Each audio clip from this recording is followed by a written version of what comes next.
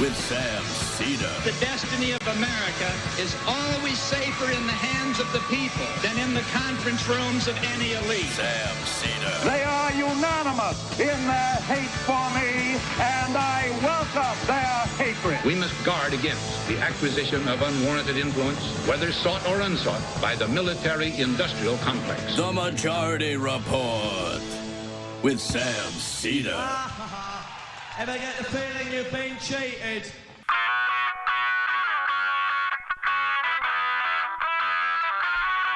It is Wednesday, June 12th, 2019. My name is Sam Seder. This is the 5-time award-winning Majority Report.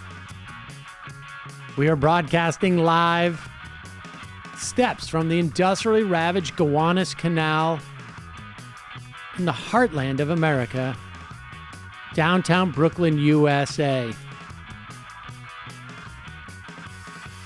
On the program today, Professor Fred Block. His book, Capitalism, The Future of an Illusion. Also on the program today, a vote to hold Attorney General Barr and Commerce Secretary Ross in contempt of Congress to be held today, as Trump claims executive privilege to hide the details on the question of the 2020 census, which now a dead man has told some very, very disturbing tales about. Meanwhile, White House will also intervene in the DOJ Judiciary Committee deal and decide what Congress gets to see of the unredacted Mueller report. Ro Khanna, Bernie Sanders' call for Lula's release from prison. Bernie set for a major speech this afternoon, plans to call Trump a corporate socialist.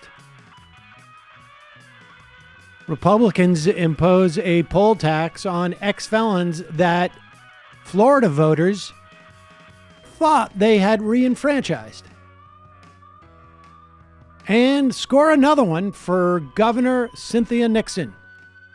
New York State strengthens its rent control protections. Nothing but respect for my governor. Trump claims And elections have consequences. Wisconsin State Supreme Court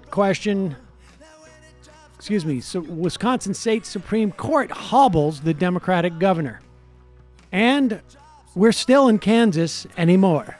The lead architect of the Republican tax cuts admits that tax cuts don't pay for themselves. And while billionaires Arthur Laffering themselves to the bank. Yeah, sorry. And Trump ready to okay mining near the Grand Canyon. Make the Grand Canyon grand again. All this and more on today's program, ladies and gentlemen. Let's show the video that, do we have that video? I was walking to work today and walking by Barclays Center, which is a big stadium, as it were. A glowing spaceship owned by Jay-Z. Indeed. And it's actually a very good documentary about the fight that brought us that. And it was classic,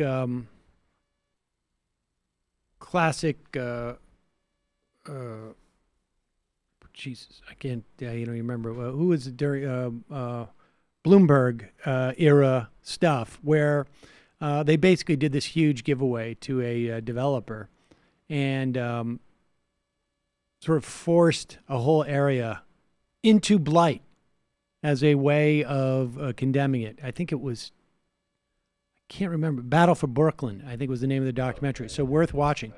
And actually, maybe in the deep archives, I think we have an interview, or maybe it's on this show. I can't remember.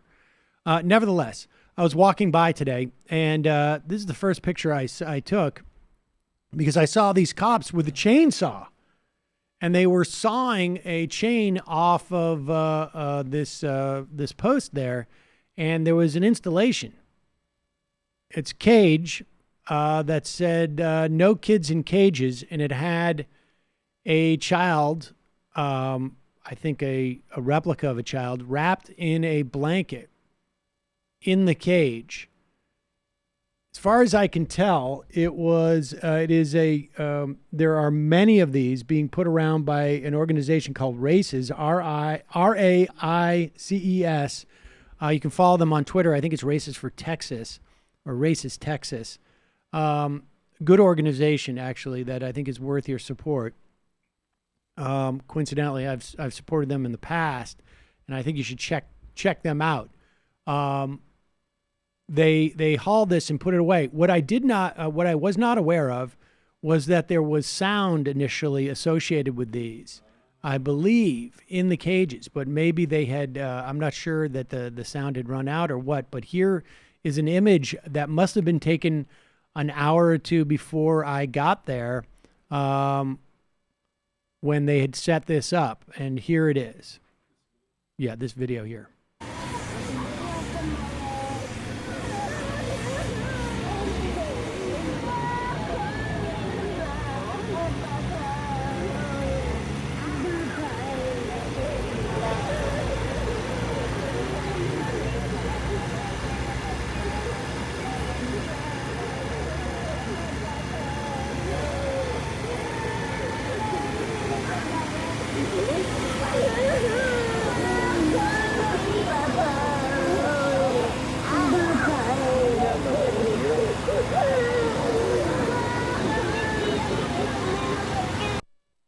So there's hashtags no kids in cages.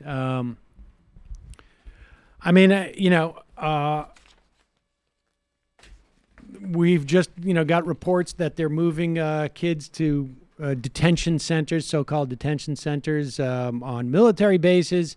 It's just getting worse. And the more attention we can drive to this, the better.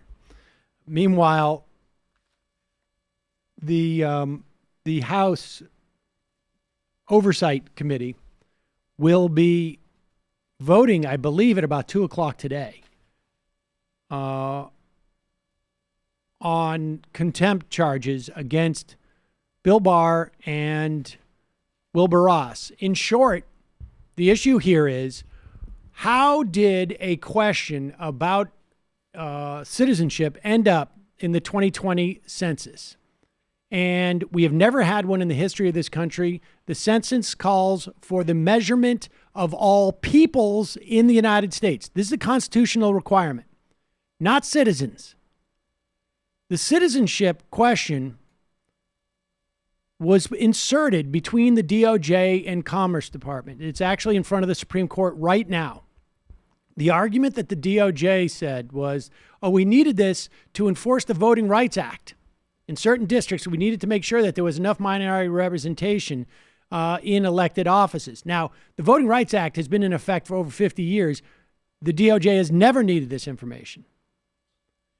And this case went to the Supreme Court. The Supreme Court is deliberating on it. 1 week ago, maybe 2 weeks ago, it was revealed that it's been found on a dead Republican operative's computer by his daughter, that he had drawn up extensive plans for this question and actually had done models, statistical models, how this plan, if this question was asked on the census, how would it impact voting patterns in Texas? How would it, who would it favor? They found, I'm paraphrasing, but I think it's actually a direct quote, it will help non-Hispanic whites and Republicans gain more electoral power in Texas. Then this same guy drafted letters that were used verbatim by the DOJ to send to Commerce for this request. So the House Oversight Committee is looking for information between these two, and Donald Trump has now claimed executive privilege. Why the White House would have anything to do with this at all is beyond me. Well, it's not. I understand why they would do this, but their justification for it. Here's Elijah Cummings. We also now have evidence that President Trump's advisors began discussing citizenship questions long before the president took office. After his inauguration, the president discussed the idea with his top White House aides, Reince Priebus and Steve Bannon, who in turn pressed it with Secretary Ross. And although we have limited information about this scheme, we've been blocked from fully determining the real reason the administration sought to add the citizenship question. We know the real reason. I mean, it's all there in those hard drives, and that has been admitted to the courts. So there's a lot of things going on here around this issue. One is the obstruction that the White House is involved in hiding this material. The other is whether the Supreme Court is actually going to take the fact that there's all this documentation that all but proves, in fact, I would say proves, that the reason why the DOJ asked for this information, this question to be in there, was part of a political program, not one by necessity. This is a constitutional requirement that they're infringing upon. And they are knowingly doing it, and there's documentation to prove it. Here's AOC at that same hearing. I think that this is a debate about whether we should be asking who is a citizen or not in this country. The census is a constitutionally mandated operation that we are required to implement every 10 years. It is one of the most vital and sensitive things that we do in our government. Any change to the census, any addition of a question, usually takes 5 years of a process to make sure that it is vetted, that every word has been tested, to make sure that it is effective, because it is one of the most important things that we do.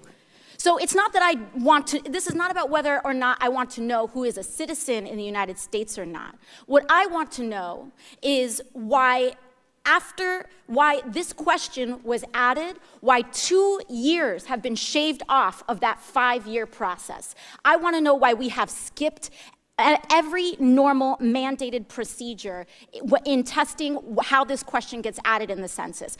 I want to know why this question was magically added after we have seen that a political operative knew and detailed an intent to intimidate racial and immigrant communities for a partisan purpose, saying this will hurt Democrats and help Republicans. That's what I want to know. I want to know why Secretary Ross continued to meet with people of disturbing political affiliations after his own administration warned him to stop. He came right here and I asked him, did you continue speaking with him after this? He told me no, we had an email, and he did. He did. I want to know why people like Chris Kobach, with a documented history of overseeing effects. He has a resume of voter suppression techniques in the state of Kansas. I want to know why folks like that have their fingerprints all over the most sensitive census operations that we have as a United States government. This determines who is here. This determines who has power in the United States of America. That is what we want to know. I want to know about corruption. That's what I want to know about, the racism and the very disturbing history that we're seeing here. That's what I want to know. And so we gave the opportunity to ask. We asked, why are all of these things happening? Why is all of this connected? Why are there so many people, everyone from Steve Bannon to Chris Kobach, having their fingerprints and their political intent all over the United States Census? Why? And what did we get? Nothing. So we'll hear about that vote today. It's a very important vote. And just the question of it right now, the invoking of the executive privilege, there's, like I say, there's two major things that are happening here. One is what's going on in the House in terms of this. There's really more than two. There's the underlying question of the census and the implications of adding this question. There is the question as to whether there's going to be real consequences for the White House withholding these documents when they clearly have no reason to do so whatsoever. There's no executive privilege. There's no advice and consent that the president has in regard to the census that should be sensitive in any way if it is not politicized. And then with all this that's going on, this is going to be, if the Supreme Court rules that this question can stay in, I think it's going to be the inciting event that in the event we do see a Democrat control the presidency and the Democrats control both houses, you're going to see massive Supreme Court reform based on this very question. Because it would be unconscionable if they ignored this evidence that it was politically motivated. God, props to Hoeffler's daughter. Like, can Yes. you imagine finding that info on your dead dad's computer? Like, I think secret census corruption plans? I have a feeling, my understanding is that their relationship was strained, and I have a feeling it had stuff to do with his work. I mean, he was considered the architect of the gerrymandering. I mean, this guy was responsible for disenfranchising millions of voters, millions and millions of voters, and immiserating a lot of people as a result. But with that said, one of today's sponsors is Skillshare. It's quite a pivot. I was going to say, I was thinking I'm looking right now, recommended for you on my Skillshare page, how to pivot. They do not have them that specified. But anyone who goes to skl.sh/Majority Report 4 is going to get 2 whole months of totally free access to Skillshare's entire library of super quality online courses and tutorials. You've heard me talk about these guys a lot. They're a vibrant online learning community. They offer courses on everything from design to video editing, photography, business, technology, cooking, meditation. Did I say productivity? Everything in between. There are Skillshare courses for everyone. You're going to have no problem finding a course that fits what you're looking to do, what you haven't done, personal, professional, whether you want to sharpen your skills on something that you're good at or learn something that you have no idea about. They have courses for entrepreneurs. They have it on coding, web development, nutrition, languages, whatever. You name it. This is getting frustrating for me because I just have not had time. I'm with the kids. I got to get home. I got to cook. I don't have even 25 minutes to watch. But every time I go to my page, they keep adding stuff that I want to, they keep recommending stuff that I want to watch. And so I'm banking all this stuff for the weekend. The newest one that they have is Real Productivity. Create your ideal week. It's 25 minutes. I'm into it. I've already got on the list. Make a head breakfast. That will change my day.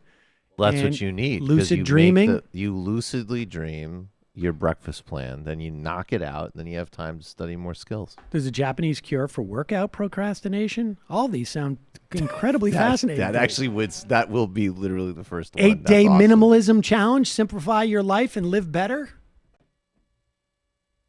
I feel like this is all, well, it's also the recommended for me, so it is pretty tailored to me.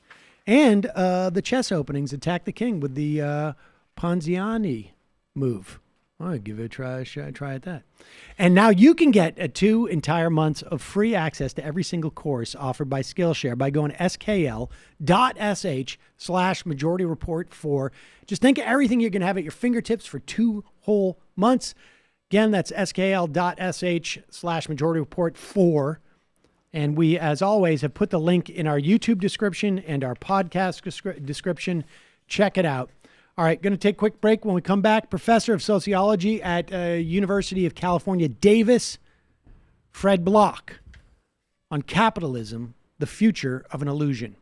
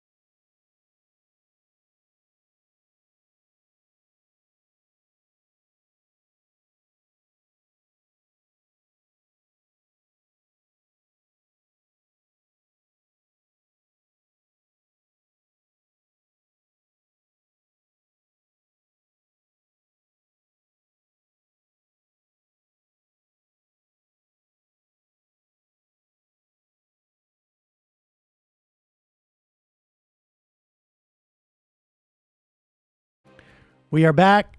Sam Seder on the Majority Report on the phone. It's a pleasure to welcome to the program Professor of Sociology at UC Davis, Fred Block, on his book, Capitalism, The Future of an Illusion. Welcome to the program, Professor. Thank you for having me.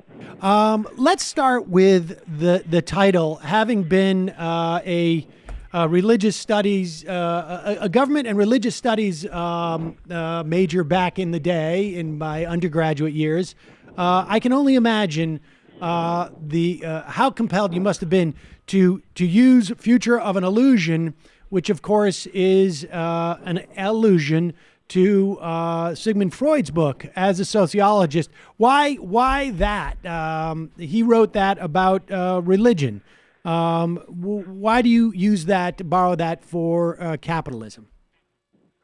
Well, the idea is that when Freud titled his book that and suggested that religion was an illusion, it was quite an outrageous, heretical thing to argue.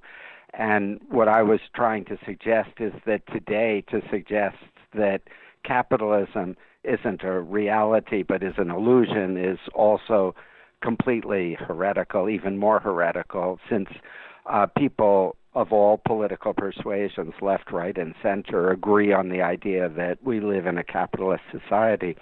But what I wanted to get at is that the way the term capitalism is today understood is taken to mean that we have an economy that's autonomous, that has to operate according to its own inner laws, or else we will suddenly see an end to the prosperity that we've historically enjoyed.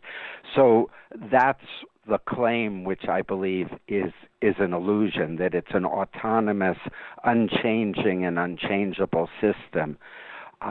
Against that view, I'm arguing that what we've seen of as capitalist or market economies have been changing continuously, that every 30, 40 years they undergo dramatic changes in the boundary between the state and the market, tremendous changes in the regulatory apparatus, and so forth.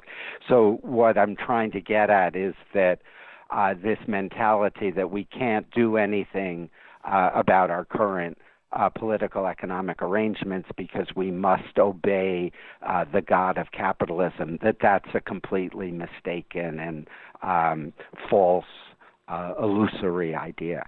I'm illusionary. I'm diverging a little bit from my game plan here, but as you were saying that, it also occurs to me that on some level, that's also the way that we look at economics to a certain extent, and maybe that it is also sort of something that exists in a fixed way, and it's just a question of us getting it right, as opposed to it being a series of decisions that the body politic makes.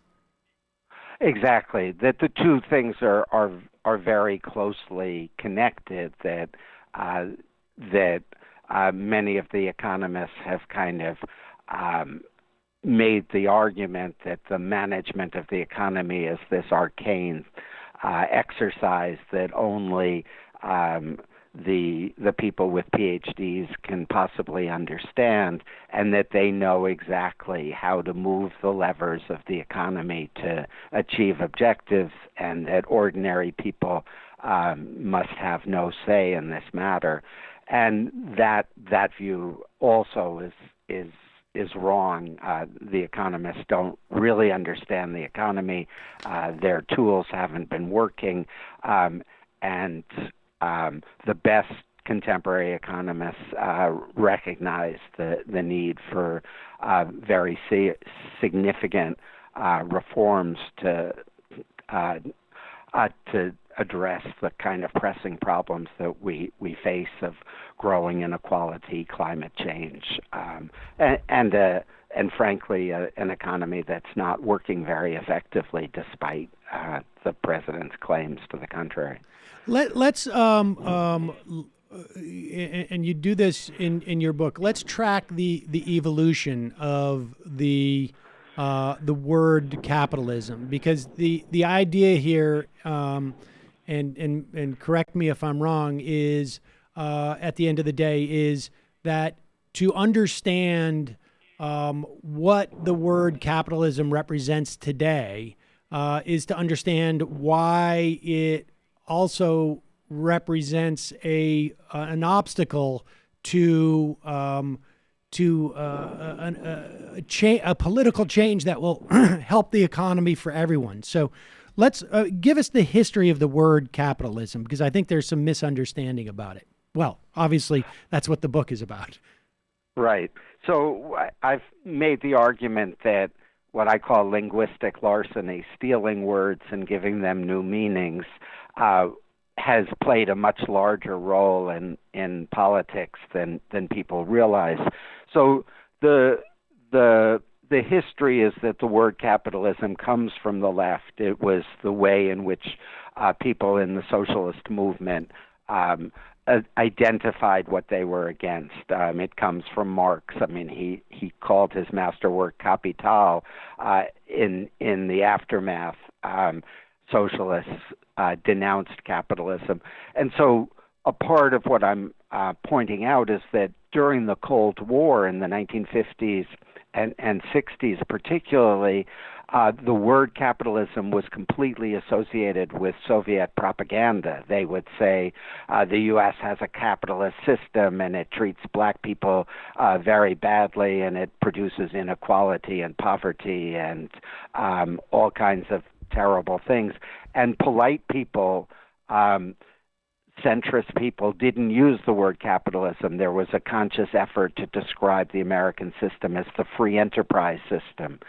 And I tell the story in the book that as a young person, I went to the first SDS march on Washington in 1965 against the Vietnam War. And the president of SDS at that point gave a speech where he said, we must name the system that gave us the Vietnam War, that gives us racial inequality. And he made that the refrain, but he never actually said the word capitalism, I think because the adult organizations that had supported the march had told him he couldn't use it because it was so associated with the far left at that time.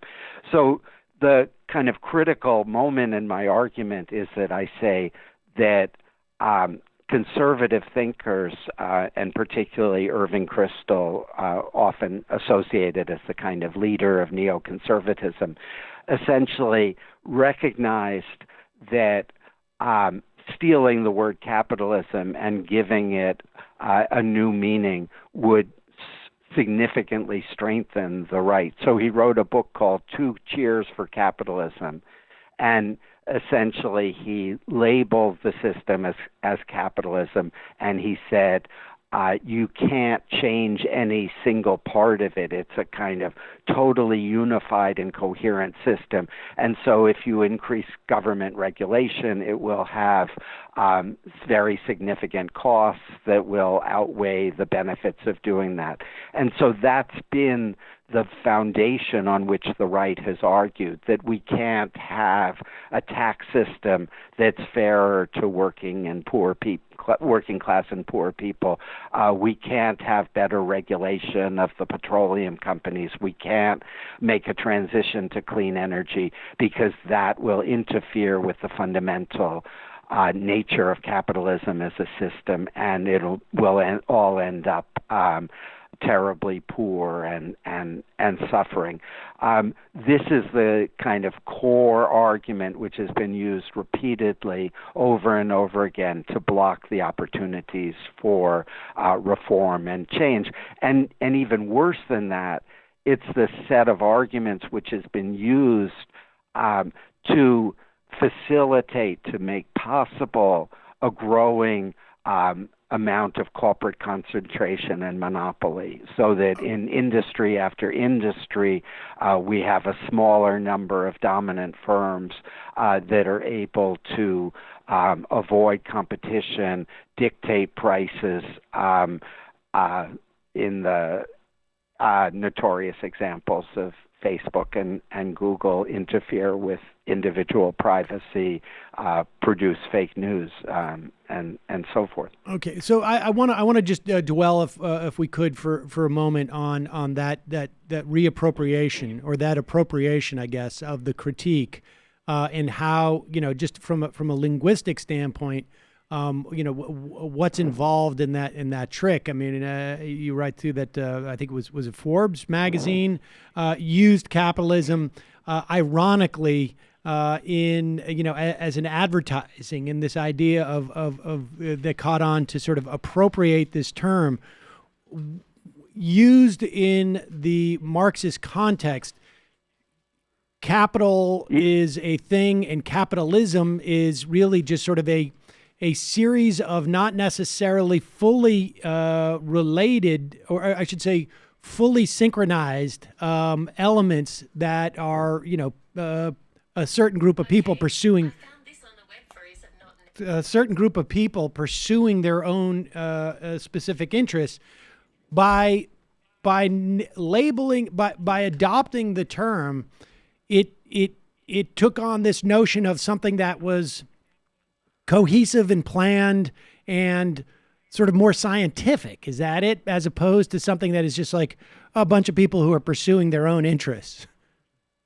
Right. So that it's the central claim is that the capitalist economy is autonomous and fully coherent, that it's governed by its own laws, and when we pass our laws, we have to defer to those fundamental laws. So that's the core claim, and it's false because it's always been substantially more complicated than that. It's political arrangements. It's the role of the state that has government that has historically made market economies work effectively and efficiently. And so their fundamental claim is trying to push government to the side and say only laissez-faire, only allowing the market to regulate itself will produce the desirable outcomes.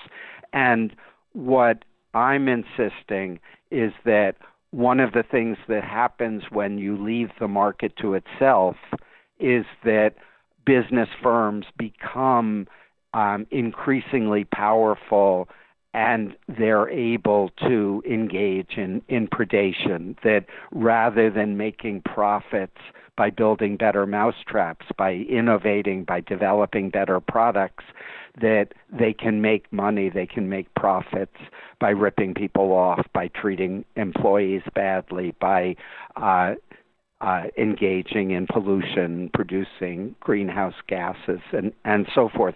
So the only thing which has protected us from that kind of predatory behavior in the past has been government. When people organize and mobilize and demand that government regulate business, control these forms of predation, that's what's made the market economy work. So the story that I'm trying to tell is just the opposite of the free market story.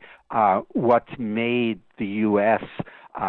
Such a powerful economic nation historically is because we were the first great democracy. We gave people a voice, and they used that voice to rein in economic power. And that the story of the 40 years since Ronald Reagan is that we've gone backwards. We essentially gave up on expanding democracy and using people's voice to regulate business and industry. And instead, we now have these increasingly powerful corporate entities that are making profits at the expense of people rather than by building better mousetraps, innovating, developing better products. So I mean, I don't want to phrase this as the conservative movement got what it wished for, and it ultimately is going to, well, theoretically could lead to its demise. One can only hope. But the idea is that, if I understand what you've written, is that once the capitalism became a considered and named as a cohesive system that was sort of fragile and specific, that then provided at least rhetorical and conceptual firepower and strength to prevent the government from doing what was necessary to sort of make capitalism, as it were, work for the largest number of people in the country that it could. So when we had an era where we had things like the New Deal and Medicare and Medicaid, I mean, these reforms that would happen every couple of decades or so over, the course of about 50 years, I guess, that was done because the perception of capitalism was such that it is there are evolving problems with it, and you step in to fix those problems, as opposed to this is a thing that exists in nature, and all you can do is taint it by coming in and messing with it. Exactly right. So that back in the Eisenhower era, which people think of as the golden age of the economy, the marginal tax rate was 91%. The very rich people, at the margin, were supposed to turn over that much money to the government. We now have a marginal tax rate, for the rich of 36, 37%. A lot of them pay much less than that because of the tax breaks built into the system. So rather than cutting the tax rate in that dramatic fashion, making the economy work more efficiently, my argument is that it's had exactly the opposite effect. That and the causality here is that Irving Kristol made those arguments in the 1970s. Ronald Reagan began to implement those so-called free market policies when he took office in 1981.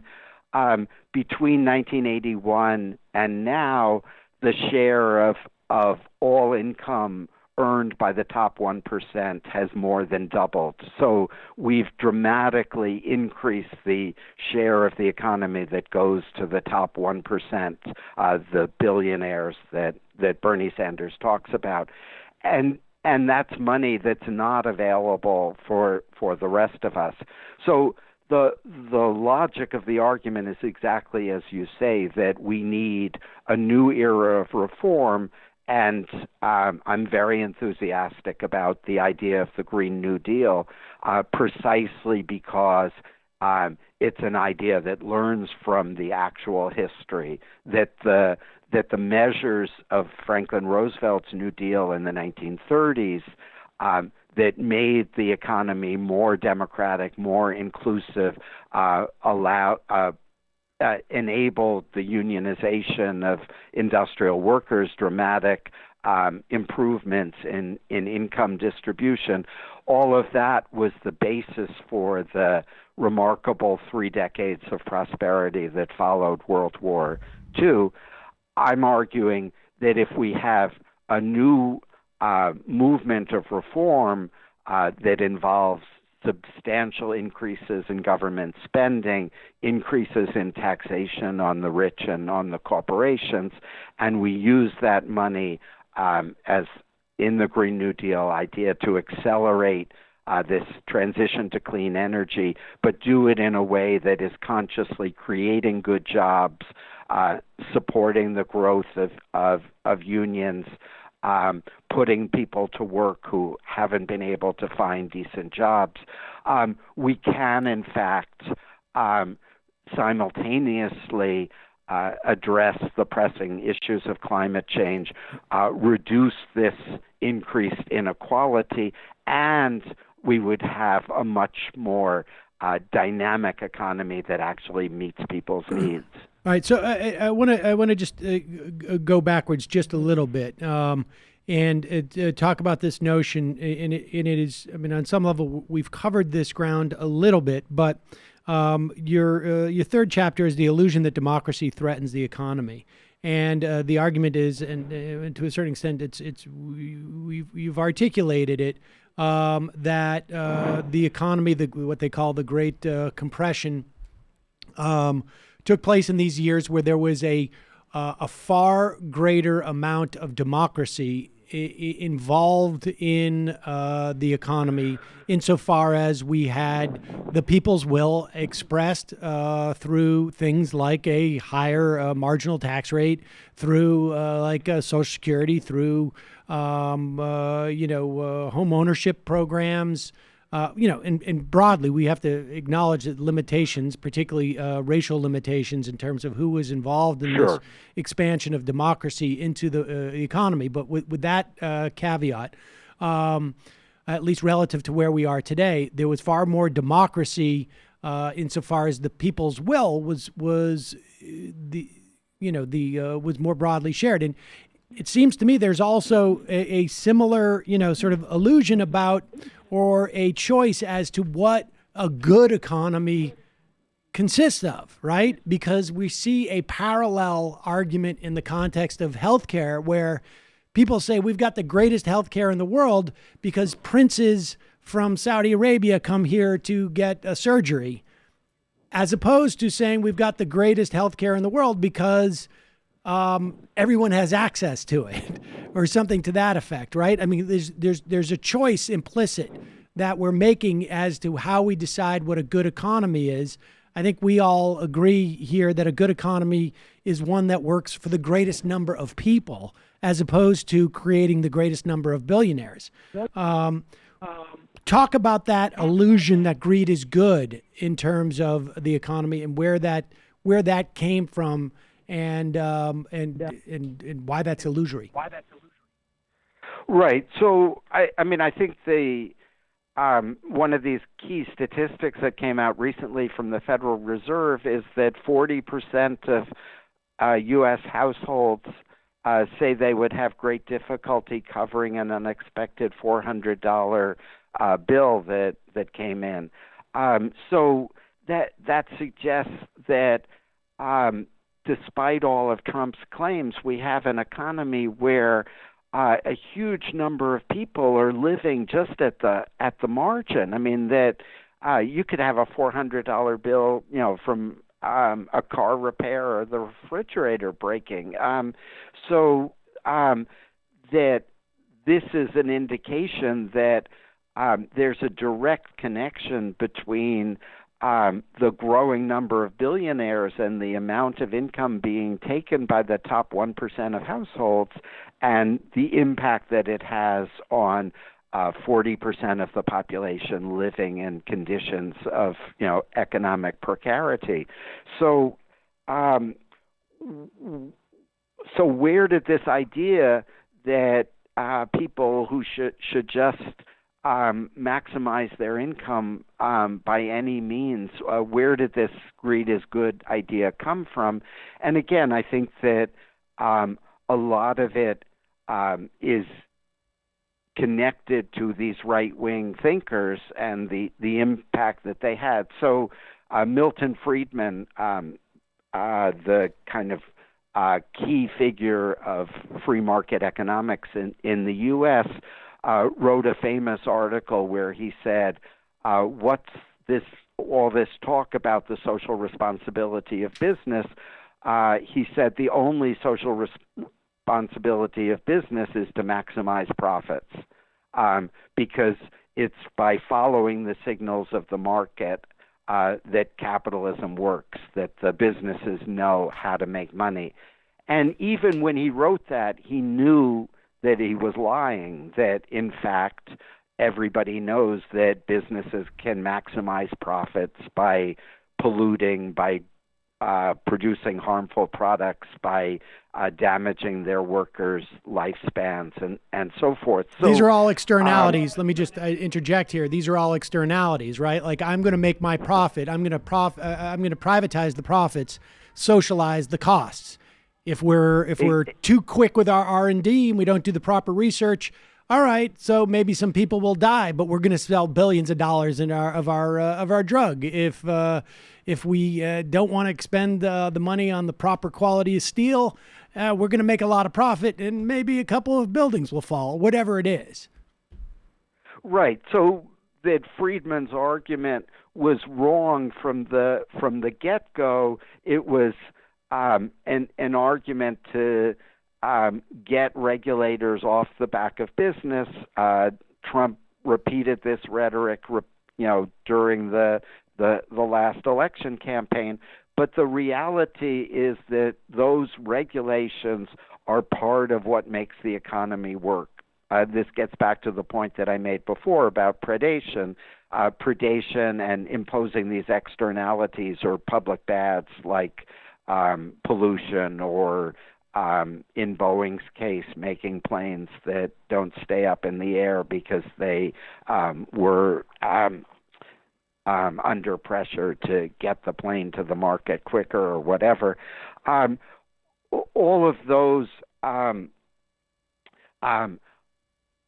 show that it's only when there's an effective regulatory apparatus which says, whoa, you can't make money by hurting people, you can't make money by cutting corners, only then do we have an effective market economy. So they've the greed is good story was never true, that market economies have always required a counter narrative which says greed is dangerous, greed is destructive. And I say in the book that one of the reasons that all these years later Dickens' Christmas Carol remains such a kind of important part of our culture is that Dickens recognized this very early, that greed is extremely dangerous and destructive, and he wrote a morality story that told about precisely that, the horrors of greed and the need for greed to be offset by a love of others, a respect for others, a respect for the legal rules, and so forth. And we've gone so far in the direction of glorifying greed, of celebrating these billionaires, whether their money was made legitimately or like the OxyContin fortunes, right, made at the expense of consumers and people,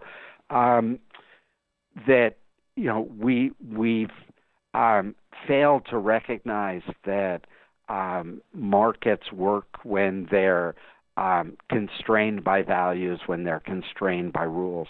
All right. So, and I think some would argue, particularly around these parts, that there's really only different gradations of just how much billionaires have exploited people.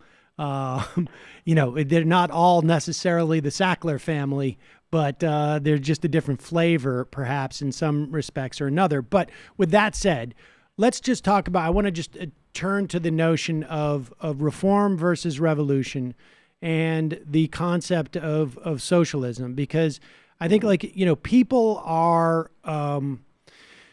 people I think are more savvy in the past 5 or 10 years, it seems to me, to the idea of you can have certain measures of socialism, right? I mean, because you argue here that what we need is to democratize the economy.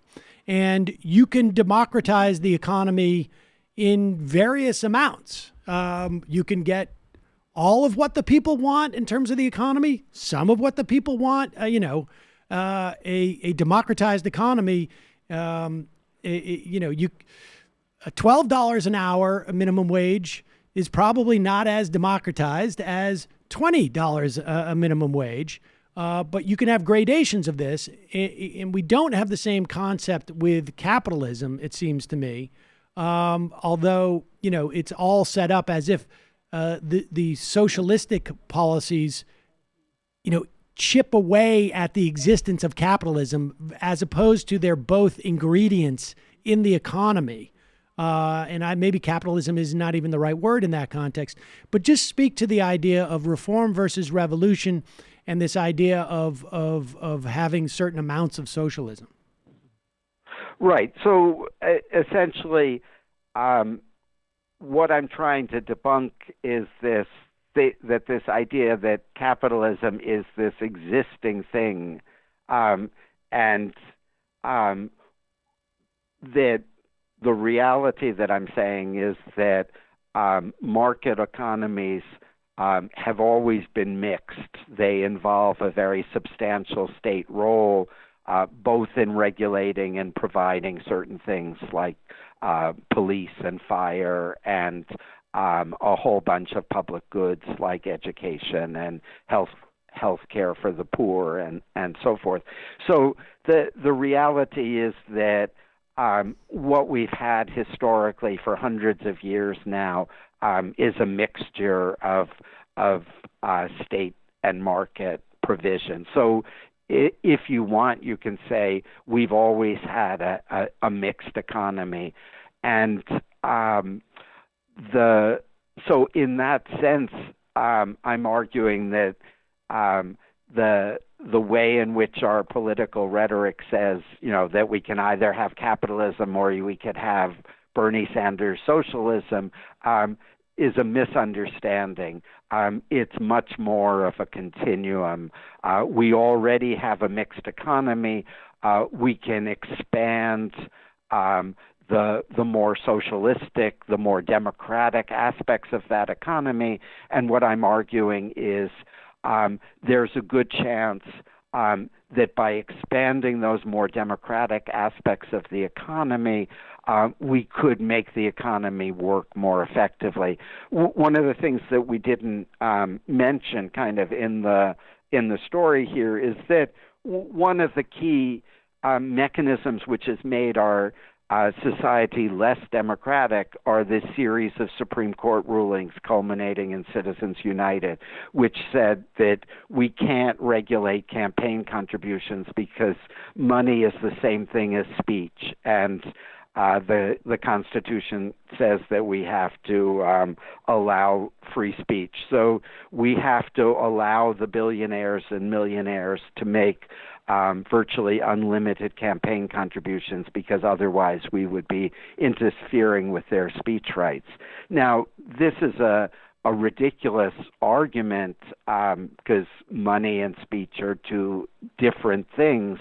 But the consequence of it has been to tilt our politics towards the interests of the wealthy.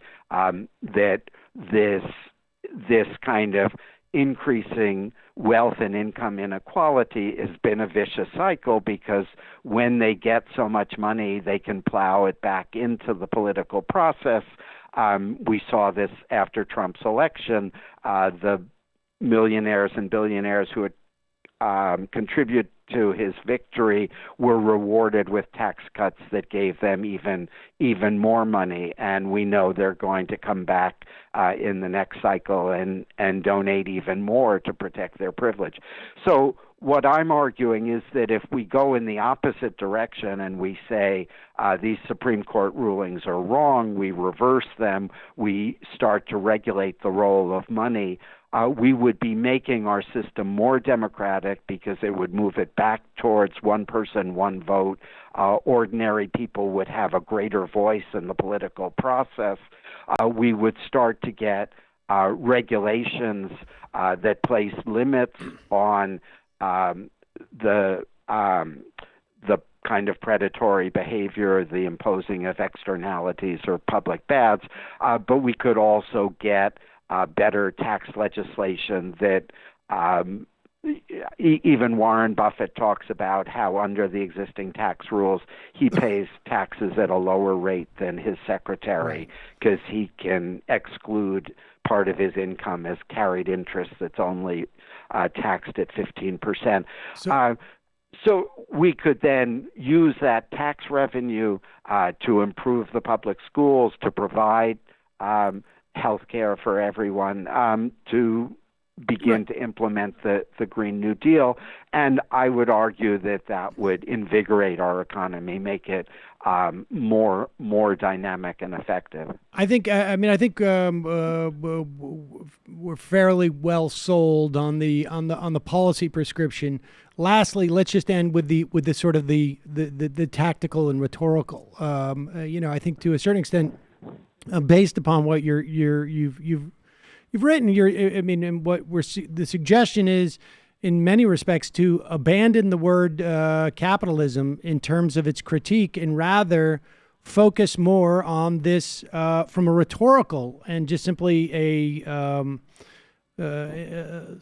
attempt to, I guess, empower people to rather argue that instead of a critique of capitalism, it really should be just a promotion of more democracy in the context of our economy and our decision makings about our economy.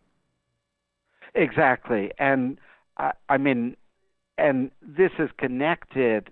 This is very directly connected to the crisis of democracy that's going around the world, with increasing rise of authoritarian leaders and illiberal Democrats who are eroding the institutional structures of democracy. Part of the reason that this has happened is that over this last 20 or 30 years of market liberalism around the world, people have been angry. They've been angry about austerity. They've been angry about deteriorating public services. They're angry about stagnant real wages. And yet the dominance of these market ideas have meant that politicians tell them, sorry, we can't do anything about it. We have to have more austerity. We can't give you what you want.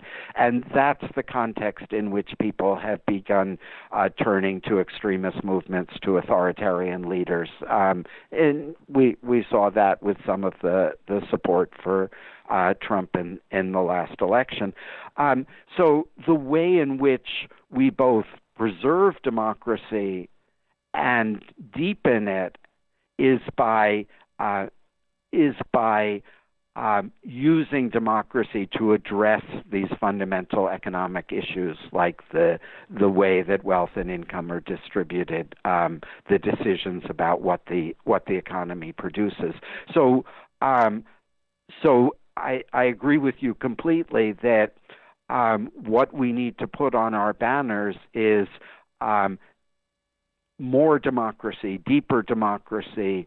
Let's trust the people, but trusting the people means giving them more power relative to the elites who have fantastic quantities of wealth. Fred Block, the book is Capitalism, The Future of an Illusion. Thank you so much for your time today. Really appreciate it. Oh, I had a good time. Thank you. Bye-bye. All right, folks, there it is. Capitalism, The Future of an Illusion. We're going to take a break, head into the fun half of the program, wherein we will have fun.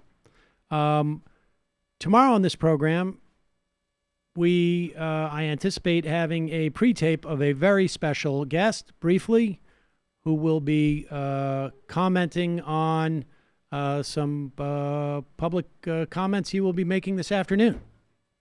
I knew this day would come, but I didn't expect it so soon. We finally got Trump. It will not be Sepp Gorka. It will not be Donald Trump. Doing a great show, Majority Report. Everyone knows it. You know, you get sometimes you get an interview. You don't want to promote it too much because if it doesn't, these things happen. Sometimes these people have very busy schedules. They're engaged in very busy activities. So hopefully we'll have that for you tomorrow. Always make time for you. The Watch, AJ Benza of Progressive Talk. In fact, go on to sign up for our Instagram feed, as it were. Somebody mocked me for like I said, sign up for Instagram. Get Instagram. Follow us on Instagram. Sign up for Instagram so you can follow us on Instagram. Exactly. Sign up for Instagram. There's. I know I'm not a big Instagrammer. Follow us on Instagram, folks. What is the name of our thing? MajorityReport.fm? I don't know where the hell that came from. I don't know. Why don't you ask the robots that you hired to scab on us? Yeah, I know. I got to talk to the AI that's handling this. Follow us on Instagram. There's gonna be we a will point- make the announcement first on Instagram. That's what we'll do. Yeah. Boom. So what the Majority Report has to consider is that there's going to be a point in the not too distant future where AI is not only running the Instagram, but actually are taking their jobs. And Is it's that Greg? another good reason. No, I'm trying to. It's actually, yeah, it is. It's Andrew Yang. Oh. So basically, This is same Greg. difference. Our caller, Greg. Yeah. I finally discovered how to do Andrew Yang's impression, and it's just a What if slightly Yang's been Greg slowed all down. along? It's Greg Yeah. all along. Yeah. Hi, you might know me as Andrew Yang or Greg with a libertarian Really? perspective. That's what we tried to get Andrew Yang on the program, and he just responded like, I've been calling for in years." for years. Well, I was wondering because he was on with Mehdi Hassan, and Mehdi was asking him about some other stuff outside of his usual talking points, and like what to do about the Middle East. And I was a little confused when he said that through the power of visual, yeah, just like jetpacks. yeah.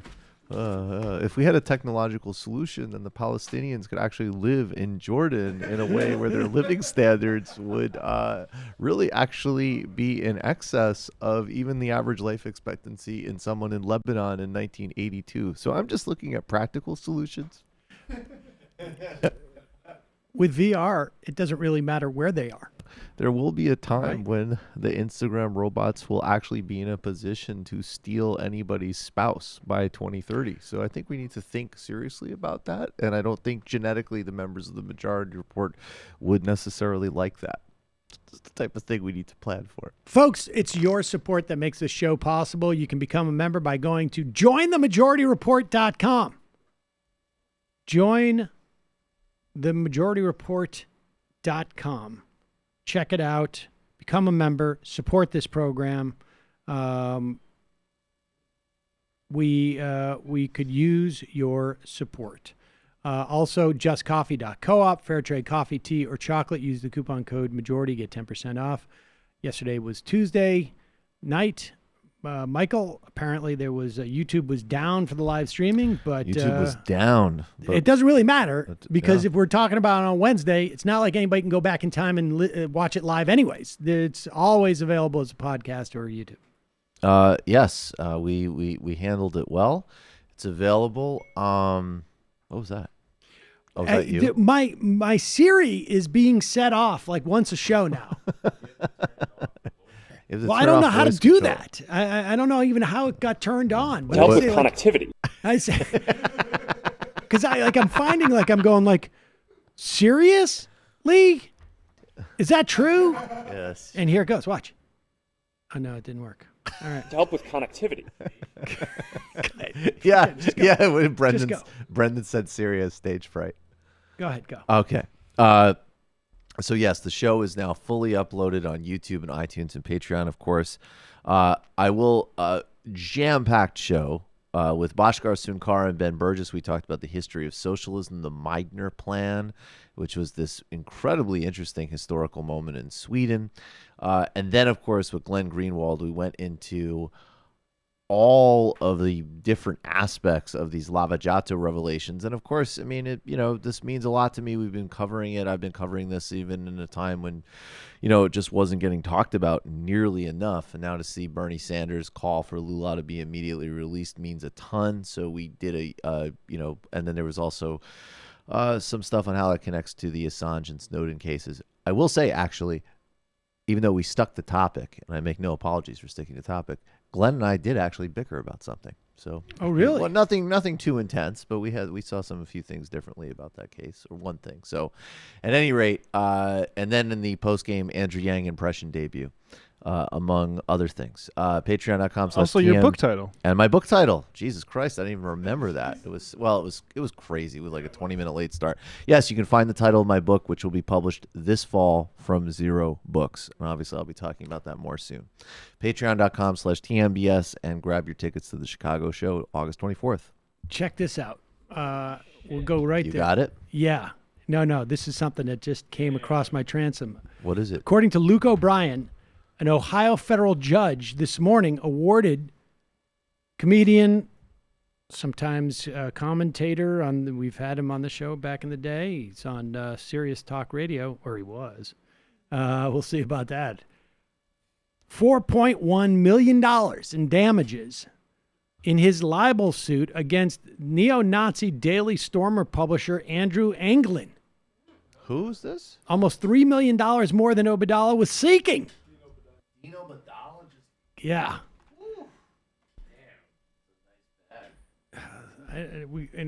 Just on the day that Kyle asked me if we could take down the Sam Seder tier of membership on the program, which is $1,000 a month. I've been waiting for someone I know to hit it big like this. He's just it's ridiculous. Yeah, I tell you what, it's not. It is ridiculous. We can't hear you. Oh, sorry. You know what's more ridiculous is the new phone system, Kyle. What's wrong with the phone system?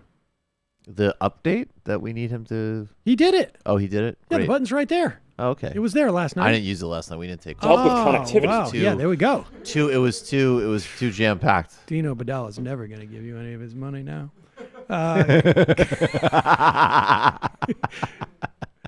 There was a really good Atlantic Jamie. piece on that guy that he sued from about a year or two ago. I'm going to sue everybody. I'm going to sue everybody. Hi, Dino Badala made money. We got a clip of bought- David Pacman for the fun half that I think may be grounds. Well, I don't want to. I don't think litigation we should be report. joking about that. I Let's just think go. David really keeps stepping. Okay, David's a habitual line stepper. We'll go. This week on the Antifada, we too have on the great Ben Burgess on this week's show. We talk a little bit about his book, Give Them an Argument, Logic for the Left, out now on Zero Books. But you know what? He's been talking about his book a lot lately. So we tried something a little different. And in addition to that, we had him kind of referee some arguments that we've been having lately with figures such as Stefan Molyneux, a bunch of Elon Musk fanboys after I was randomly in a video that went somewhat viral talking about Elon Musk.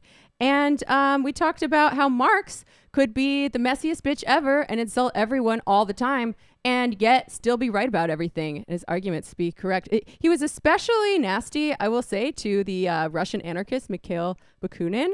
In a letter to Engels written in 1863, he said, and I quote, "Bakunin has become a monster, a huge mass of flesh and fat, and is barely capable of walking anymore. To crown it all, he is sexually perverse and jealous of the 17-year-old Polish girl who married him in Siberia because of his martyrdom. He is presently in Sweden, where he is hatching quote-unquote revolution with the Finns." Matt. Yeah. What he would have said about Dave Root. Literary Hangover, the most recent public episode is a Margaret Fuller episode. Check that out if you don't know who she is. And then for patrons, we have the Such Were the Joys essay by George Orwell. And we'll have more interesting stuff coming up. Okay, folks, 646-257-3920. See you in the fun app. You are in for it. All right, folks, 646-257-3920. See you in the fun app. Are you ready?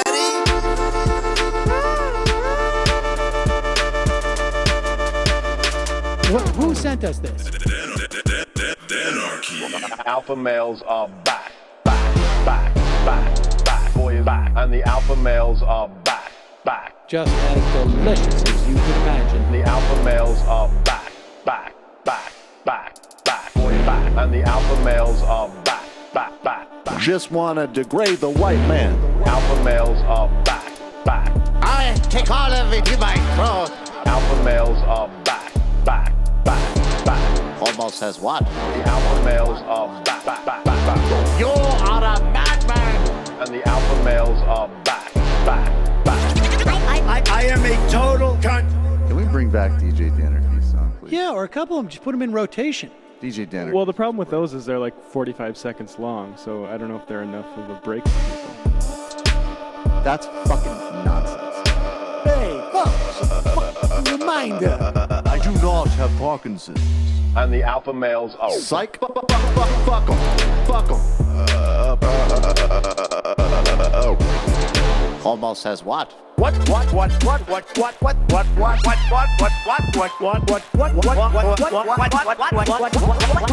Almost says what?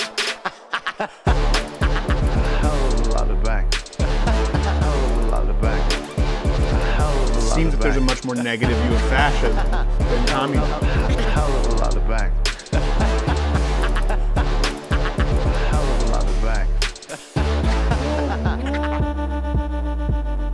All lives matter. Have you tried doing an impression on a college campus? I think that there's no reason why reasonable people across the divide can't all agree with this. Psych. And the alpha males are back. And the Africans are black African. And the alpha males are back. And the Africans are black. When you see Donald Trump out there, doesn't a little part of you think that America deserves to be taken over by jihadists? Keeping it 100. Can't knock the hustle. Come on, buckle. They can't argue your Things points. I do for the bigger game They plan. go ad By the way, it's my hominem. birthday. Happy birthday to me, Jew boy. I have a thought experiment for you. And the alpha males are back. Africans are black. Alpha males are back. Hello. Africans are black.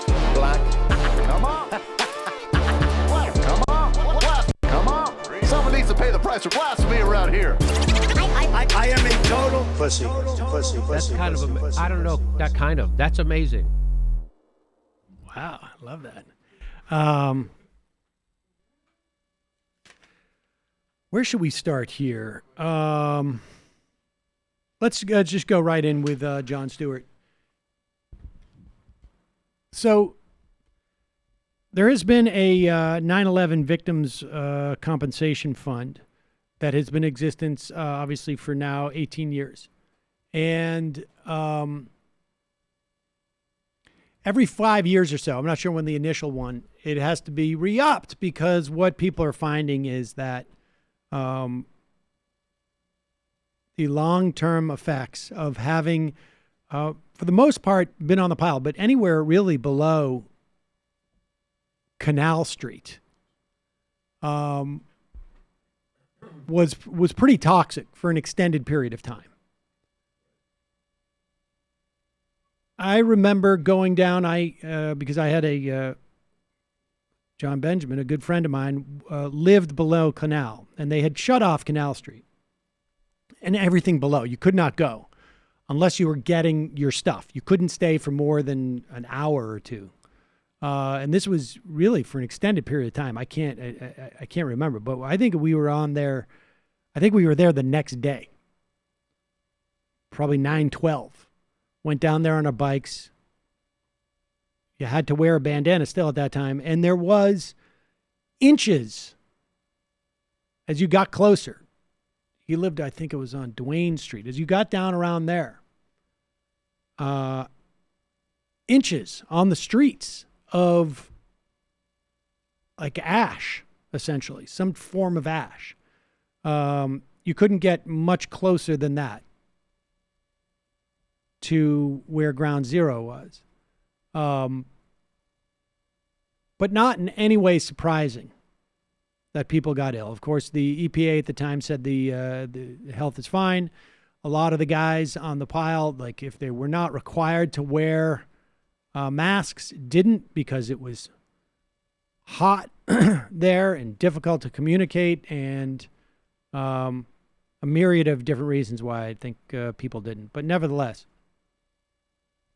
and people's injuries increase over time. A lot of respiratory illnesses, a lot of cancers. And each year, each time it comes up for reauthorization, there has been reluctance to do it, and it takes somebody coming and shaming them publicly until Congress does it. Now, the amazing thing is what we mobilized in response to 9/11.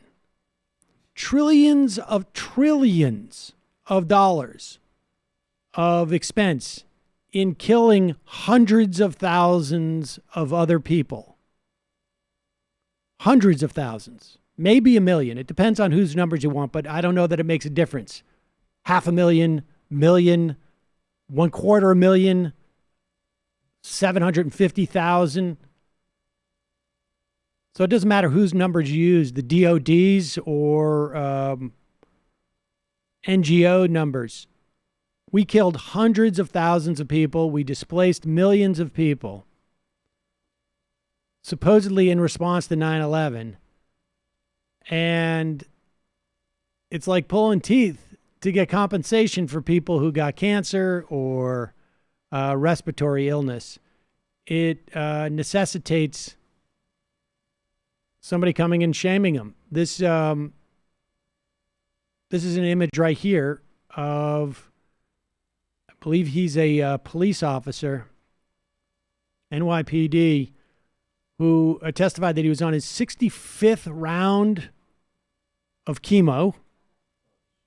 He put off his chemo to come in. Luis Alvarez, I think his name was. Put off his chemo to come in and testify. Jon Stewart was there. He, I think, had done this 5 or 10 years ago, or, maybe it was five years ago. He had people on his show.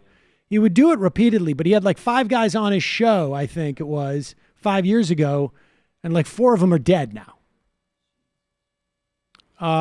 This fund obviously would go to families as well. And here he is speaking on behalf of some of these victims, basically as a way of shaming. I mean, this is the way it works. You need someone. If he wasn't there, it's unlikely that we would even be aware that this happened. And the politicians know that, and that's why it's a problem when he comes. Here he is giving testimony to, this is the Judiciary Committee, I believe it is, right? For this compensation fund.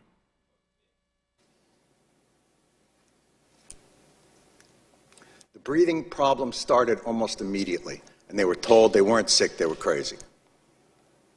And then, as the illnesses got worse and things became more apparent, well, okay, you're sick, but it's not from the pile. And then, when the science became irrefutable, okay, it's the pile. But this is a New York issue. I don't know if we have the money. And I'm sorry if I sound angry and undiplomatic, but I'm angry.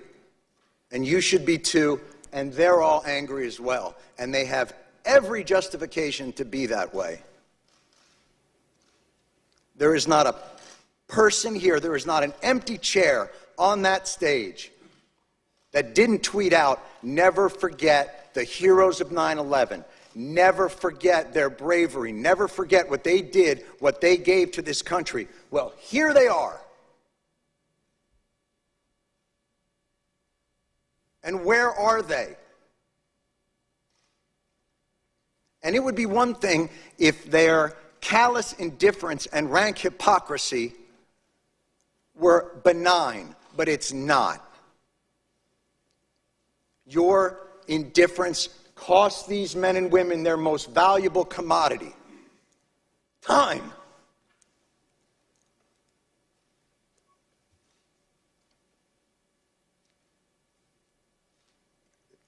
It's the one thing they're running out of. This should be flipped. This hearing should be flipped. These men and women should be up on that stage, and Congress should be down here answering their questions as to why this is so damn hard and takes so damn long. And why, no matter what they get, something's always pulled back, and they got to come back. So there it is, looking for reauthorization, more funds for this compensation fund, which is about to run out. And, of course, always amazing to see Mitch McConnell just lie in a way that you know he's lying. Because it becomes that much creepier. Here he is asked about this compensation fund. Now, this is not to say that there isn't a huge amount of culpability on both sides of the aisle. I've heard some stories, they're all secondhand, about a person who's running for president not being terribly engaged in this issue either, but I don't know that. Oh, forgive me. I'm sorry. I was just speculating. I Anyways, was guessing. I have no idea who you're talking Here is Mitch McConnell. The 9/11 Victims Compensation Fund is running out. Do you support reauthorizing the fund? Gosh, I hadn't looked at that lately. I'll have to. We've always dealt with that in the past in a compassionate way, and I assume we will again, but I haven't looked at it lately. Don't piss down my back and tell me it's raining. Mitch McConnell, ladies and gentlemen. Mitch McConnell. Good for Jon Stewart. It's a good way to use your fame. I like the image of the flip. Yeah. Meanwhile, we mentioned yesterday that Donald Trump has a secret deal that he has made with the Mexican government, because it was reported that the actual deal that he claimed to make with the Mexican government in the wake of his tariff threat was actually not a deal that he had made with the Mexican government. It was a deal that the Mexican government had already made with the United States at least a month or two ago. But there's an add-on. That I knew about. There is an add-on, and that is the secret deal. And now people yesterday were like, what do you mean secret deal? What are you talking about? There's nothing you're making any sense. We don't believe you, was the subtext of everything they were saying. Now, of course, nobody in the press would say this to the president, because that would imply that this proven pathological liar is a liar. And people don't want to point that out because that is rude in the context of politics, to say that a pathological liar is a liar. But he got the sense that people thought that maybe he was lying. So what better to prove that he's telling the truth than come out and show people the document? But there's a dilemma. It's secret. So how do you do it? Well, here's the president to show you what a prop comic does. That's the agreement that everybody says I don't have. So, no, because I'm going to let It's like Mexico college do rule. the announcement at the right time. From Mexico, they want to go through, but here's the agreement. It's a very simple agreement. Pause it. It is a one-page agreement that they made. The secret part. We're going to make the secret part one page. I only want one page. I've never wanted to enhance and sharpen They anything did more in that. my life. They've my done. God. They've done it. I don't think it's on this video, but they have done that. I saw it on television, and it basically says jibber jabber. It's all here. It basically It's says written. something to the effect of like, if things don't work out with the immigration floods, that the Mexican government will take other steps, possibly after the course of 45 days, that are subject to them being passed by a legislative body. There's I have nothing written proof. there. And this is, of course, something that they wrote.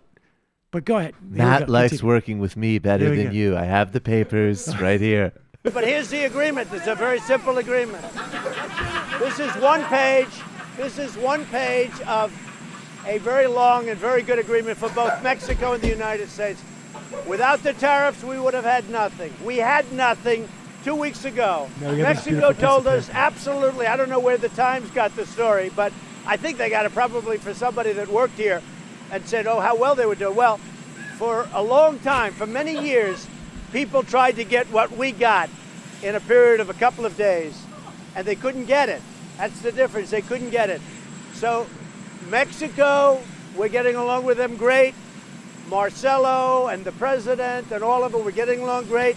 They've started a very strong action. They're moving right now 6,000 soldiers to their southern border. Who ever heard of that? You think we had that 2 weeks ago? 2 weeks ago, I'll tell you what we had. We had nothing. And the reason we had nothing is because Mexico felt they didn't have to give us anything. I don't blame them. but this is actually ultimately going to be good for Mexico too, and it's good for the relationship of Mexico with us. So here's your... This is just professional wrestling. Oh, yes. God, I Totally. wish that Kayfabe. Obama was like Trump. Oh, God. Could you imagine? Like, the deal Is for there, Iran. more, is there more in this? Yeah, The Iran deal's right here. This is the Supreme Leader saying no nukes, and he will personally blow me in Times Square. It's right here. Whoever heard of that? Whoever heard of that? Of Mexico with us. So here's your thing. You know, they all say, oh, he does it. I just give you my word inside here, and I would love to do it, but you will freeze action it, you will stop it, you will analyze it, every single letter you'll see. But in here is the agreement. Oh, my God. You have my word. You have my word.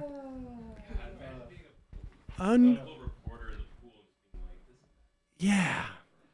Rouhani is going to celebrate Passover right here. Then the Supreme Leader's going to eat pork. He's going to do Southern-style barbecue with me. Then we're going to burn an Iranian flag. Whoever heard of that? Whoever heard of that? It'd even be less committal than that. I'd be like, Rouhani's going to do some stuff with regards to religion you're going to like. Yeah, with regards to religion, you're going to love it. I'm going to tell you about it soon. Can't wait to tell you about it. Let me tell you something. Hezbollah, whoever heard of it? It's going to be great. Hitler has surrendered. Here it is. Gentlemen, I assure you, Hitler has not only surrendered, he's offered to pay us back on behalf of the Japs. The Emperor has agreed. Disneyland. The Emperor will be the Emperor of Disneyland. Unbelievable. That's awesome. I just can't. Like, trust, but I have it in my hand. I give you my word in here that I can't show you. I just like my word is here. Can you just imagine this in any other context? Never mind Obama, but just like, I don't know, just your friend doing this to you, or just like your kid or your parent. They're gonna move the boss, nukes. They're gonna move the coworker nukes off of Cuba. And what they're gonna do with them? Well, let me tell you something. You're gonna love it. It's gonna be unbelievable. It's just the deal that we made with Khrushchev. Who ever heard of it? They're gonna be in Turkey, but not in Cuba. It's all here. It's in writing. You're gonna love it. Just it's God. It's so crazy. Whoever heard of that? So crazy. Let's go to the phones. You're calling from a 661 area code. Just a warning, folks. I got to get out of here by 2:15. Hello? Calling from a 661 area code. Who's this? Hello? This is Rick. This is Rick from Bakersfield, California. Rick from Bakersfield, California. What's on your mind, Rick? Well, looking at some of the discussions about global climate change and possible refugee issues, as well as moving into some storm seasons, hurricane seasons, was wondering if there's any way you see forward to get across to people the seriousness of climate change without having these catastrophic events. Because I think one of the major things that has moved a lot of people on this issue is the closeness to these events. People are starting to know people who've lost their home, or billions in damages across the Midwest, or damages to military bases. I'm someone who just graduated with geology and looking at PhD, but also did work in religious studies and looked into how do you actually get across to people, sort of the moral predicament that is use of resources, and how to get across to people how serious this crisis really is. We had a guest, who was it, 2 weeks ago? Wallace?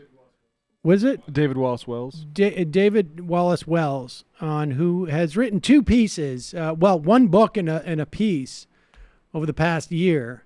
He was on about 6 to 8 months ago, and he was on about 2 or 3 weeks ago. 2 or 3 weeks ago, he almost sounded more encouraged, but because of the reason you just said. Because things like massive wildfires, because of a 100-year flood, maybe not even a 100-year flood, maybe like the biggest flood in recorded history in the Midwest of this country in terms of the scope and size of it. We don't even talk about it, but they're all aware of it. My parents talk about it all the time. I mean, a massive, massive flood that, how many hundreds of miles or something? And I think, sadly, human beings do not believe anything until either A, they experience it, or B, they watch it on YouTube. Those are the only two things that prove things to people, apparently. I saw it on YouTube, so it has to be real, or I experienced it. It was a 125-year flood in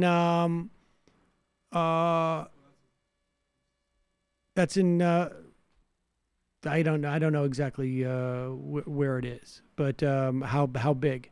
But it's massive. I mean, I don't know that there is a solution to it. And frankly, sadly, we can't go backwards anyways. You know what I mean? To a time where we're not getting this level of extremes. The idea, I think, at this point is to make sure that it's communicated as much as possible what's going on. Like, we probably have really dropped the ball in many respects on this. Because I would imagine most of the people listening to us right now aren't even aware of it. Well, I would submit that a lot of people really do care about climate change, but they don't have the power to implement any policies on a policy level, which is why it's not just a problem of awareness, it's a problem of politics. Yes. Like I'm looking at a survey right now from Yale University and George Mason University that says 69% of Americans are somewhat worried about climate change and 29% are very worried. Yeah. And as power works today, I mean, you could be at a 99 to 1% poll, and if Exxon still runs politics, good luck. Appreciate the call. But also with those flood ideas of a 100-year flood, I think that can confuse people because they don't understand what that sometimes means. With a 100-year flood, you're not playing Russian roulette with a 100-chamber revolver anymore. You're playing it with a 10-chamber or 15-chamber revolver. So your likelihood of continually rolling these massive events is higher. Yeah, I mean, I agree with you. I mean, I think it's a combination of both things. I mean, we can have a poll that says 69%, but I mean, how many of those people are voting based upon climate change? If we were all your focused options for voting for people who think it's important are so limited because I only see a very select number of Democrats who are willing to really say that this is a massive. The Democratic issue, Party won't even have a debate on it, and they won't even allow people to debate on it. More importantly, they won't allow people to debate on it. Appreciate the call. And we see I agree with you. Yeah. But Direct action against climate change, very important. I mean, really what we need is 4 of those candidates to spin off and say they're going to have a debate. Yeah, what's the punishment they're threatening? Well, it's this, and it was devised last year, in 2016. If you go and do an unsanctioned debate, in other words, any debate that is not run by the DNC, and it used to be there was no debate, the DNC wouldn't run any of the debates. They were all done by the League of Women Voters or other places. If you do an unsanctioned debate, you're not allowed to go into the other debates. That's insane. Now, if Joe Biden was smart, he would do that debate and then not have to be in any of the DNC debates. Oh, no. And he would be the rebel. I just care so much about climate change. I care so much about climate change. Let me tell you something. Get over here, sweetheart. Yeah. It's called climate, honey. It's called climate, honey. Like, I wish I could just squeeze you until you believed me. Speaking of which, here's Joe Biden. So offended and so, upset that he had been told that he needs somebody stronger on reproductive justice. This is a guy, incidentally, who championed the Hyde Amendment for decades, until 2 days ago. A woman went up to him and said, we need someone stronger, reproductive justice. We asked him to protect assault survivors, says the woman who tweeted this. And he said, quote, nobody's spoken about it, done more, or changed more than I have.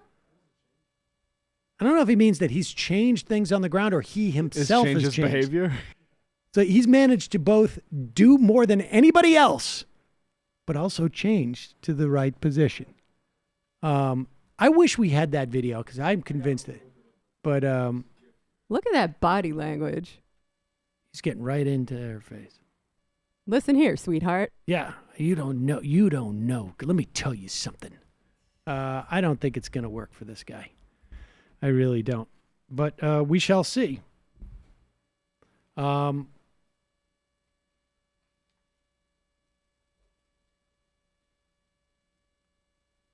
Here is, let's go take one more call. Calling from a 240 area code. Who's this? Where are you calling from? Yeah, my name is Seth. I'm calling out of Maryland, and I had a question about, I was watching the congressional hearings earlier about this question for the census about citizenship. And I used to work for the Department of Commerce, and I'm a bit confused because I'm a progressive myself. By the way, occasional listener, first-time caller. I like your show. I think what you're doing is great. And yeah, the question is already on there. It's part of the ACS. They ask it every year, and the ACS is a continual part of the decennial census. And normally when I'm watching these congressional hearings, you know, the Democrats are, especially with this new wave in the House, they're sort of making the Republicans look like clowns. But no, this is actually a question that's on there, and I don't know if it's a certain phrasing or anything, or if you know anything about the exact words of the legislation. But if you could talk a little bit about that, because I was pretty surprised to watch that today. But I'll get off here. Thank you so much. Well, wait. Hold on one second. So you're telling me that the citizenship question has been there on the an every year 10-year question?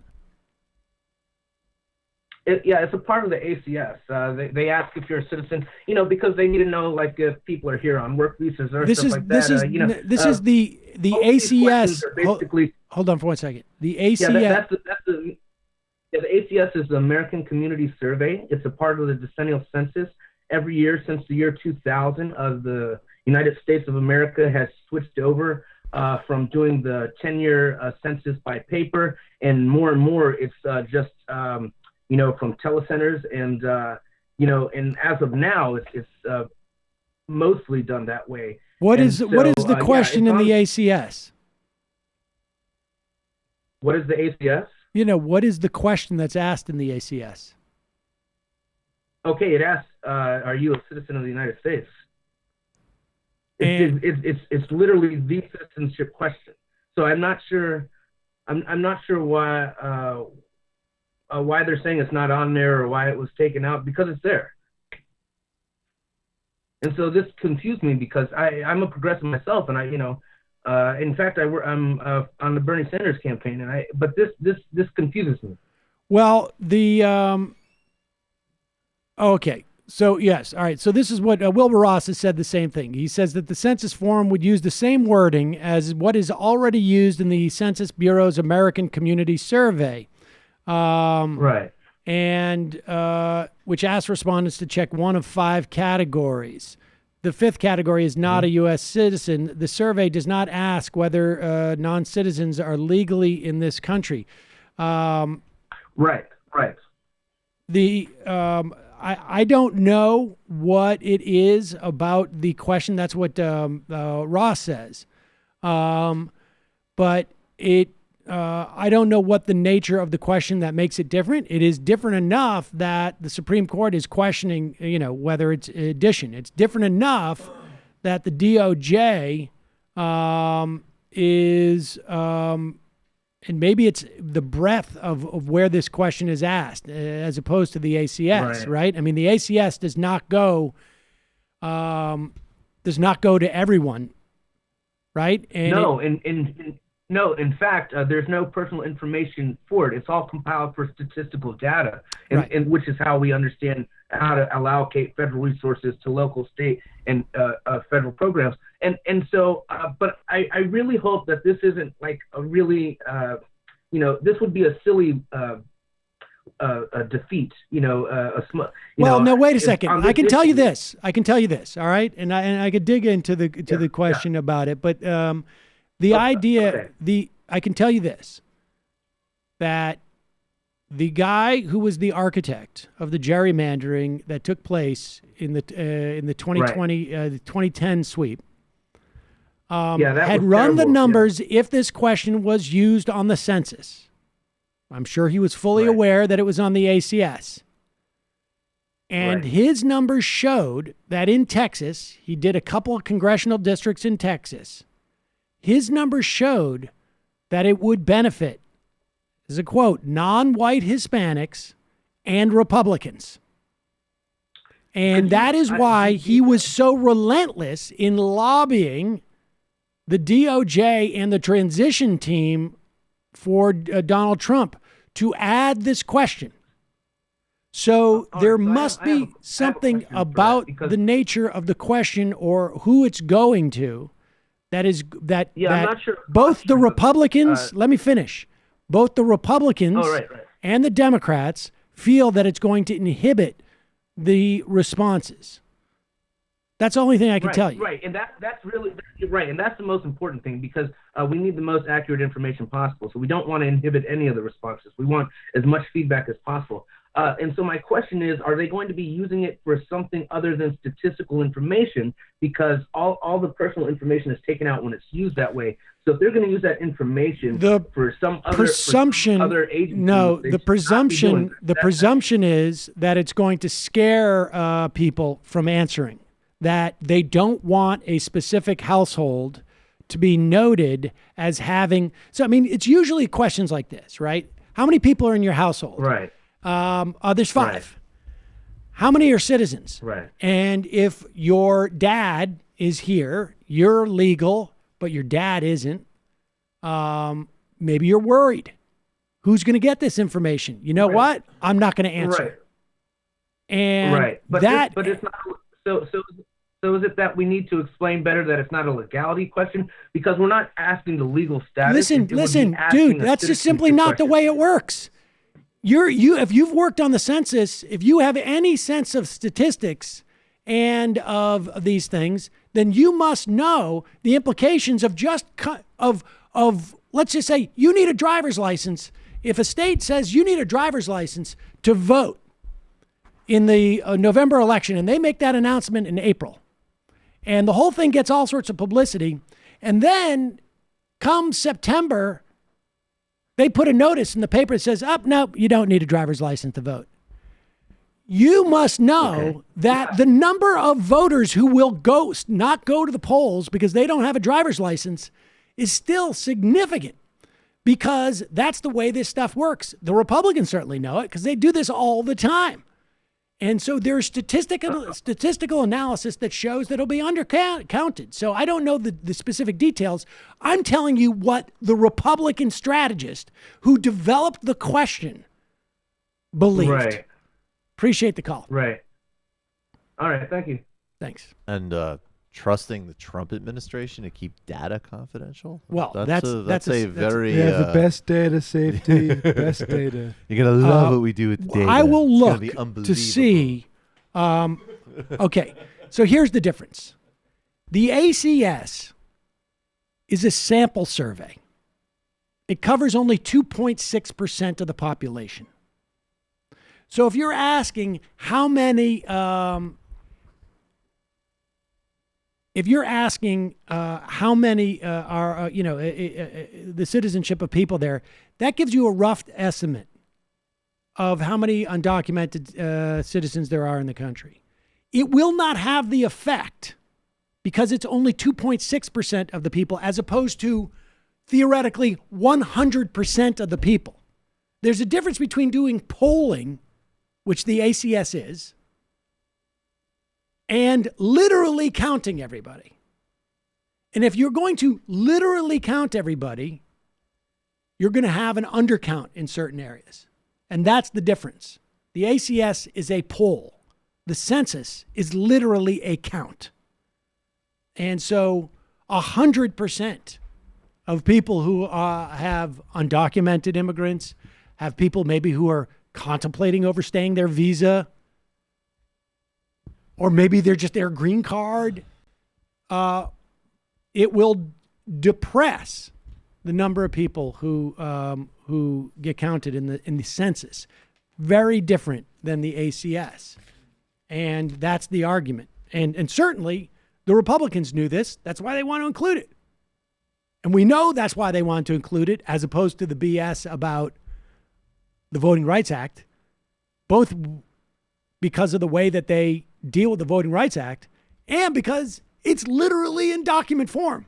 We want to make sure that the Voting Rights Act helps the people.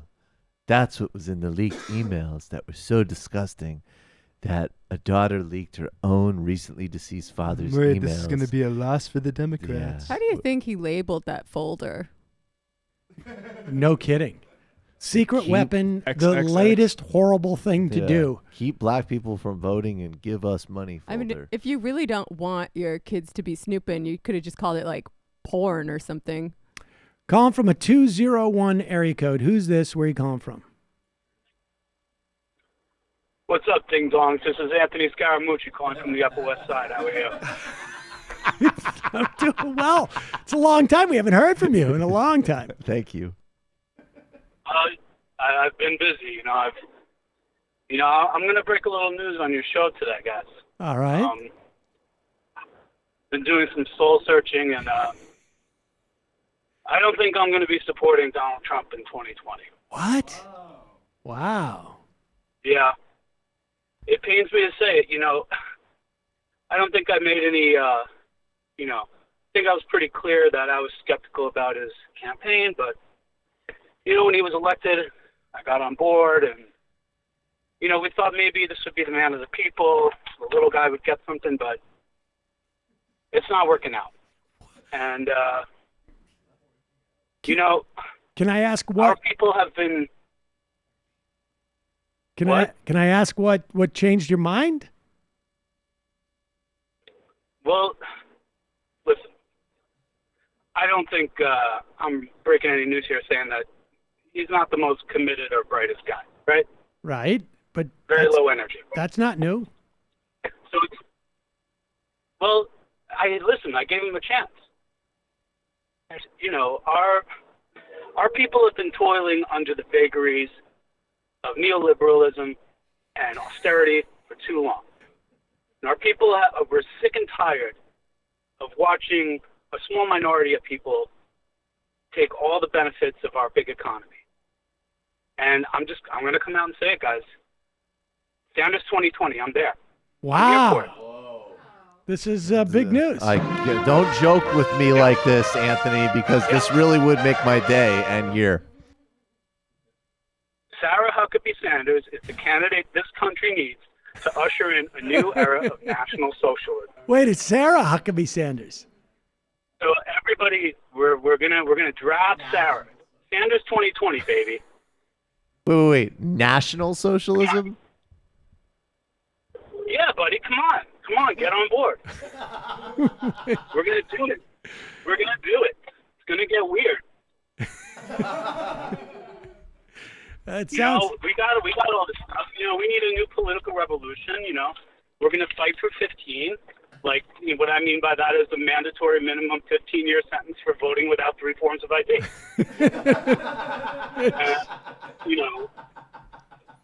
And guys, I mean, why do you? What did you think I was going to? You think I was going to call in and endorse what? Booty jugs? Come on. You think I would never think that low of you. We got confused because Sarah's... You think I was going to endorse Beta O'Rourke? I mean, that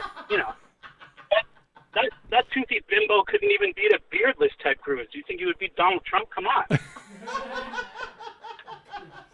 You guys got to get real about this. If you want to defeat Trump, we got to get the right candidate. Well, now I'm glad you called because I've had a question I want to ask you for a while. Leaving aside your desire to recruit Sarah Sanders for a national socialist party, but it's going to be great. No, it sounds like it. But you started doing a podcast with your wife. Whatever happened with that? I thought you were estranged because of everything that went down. Why do you keep asking about my wife? All right, listen. My wife, I just heard that she's going to be on The Real Housewives. My wife, whose name I definitely know and everybody else knows, and we're gonna learn things about her. We're gonna learn about all the little things that made me fall in love with her, like how she warms up leftover fish in the microwave, and how she collects antique ivory marital aids, how she likes to drink giant glass of orange juice after she brushes her teeth. All these things you're going to learn about her, and you guys are going to love it. So you can get all of your questions about my wife from the show. All right. Sounds like a fascinating woman. Sam does talk about your wife a lot on and off air, Anthony. It's true. It's true. He does. It's all right. It's true. Hey, I just wonder if doing a podcast slogan with my that I wife would have wanna- saved our marriage. That's the only thing I wanted to know. No. No. I have a campaign slogan that I'd like to bounce off you guys, if you don't mind. Sure.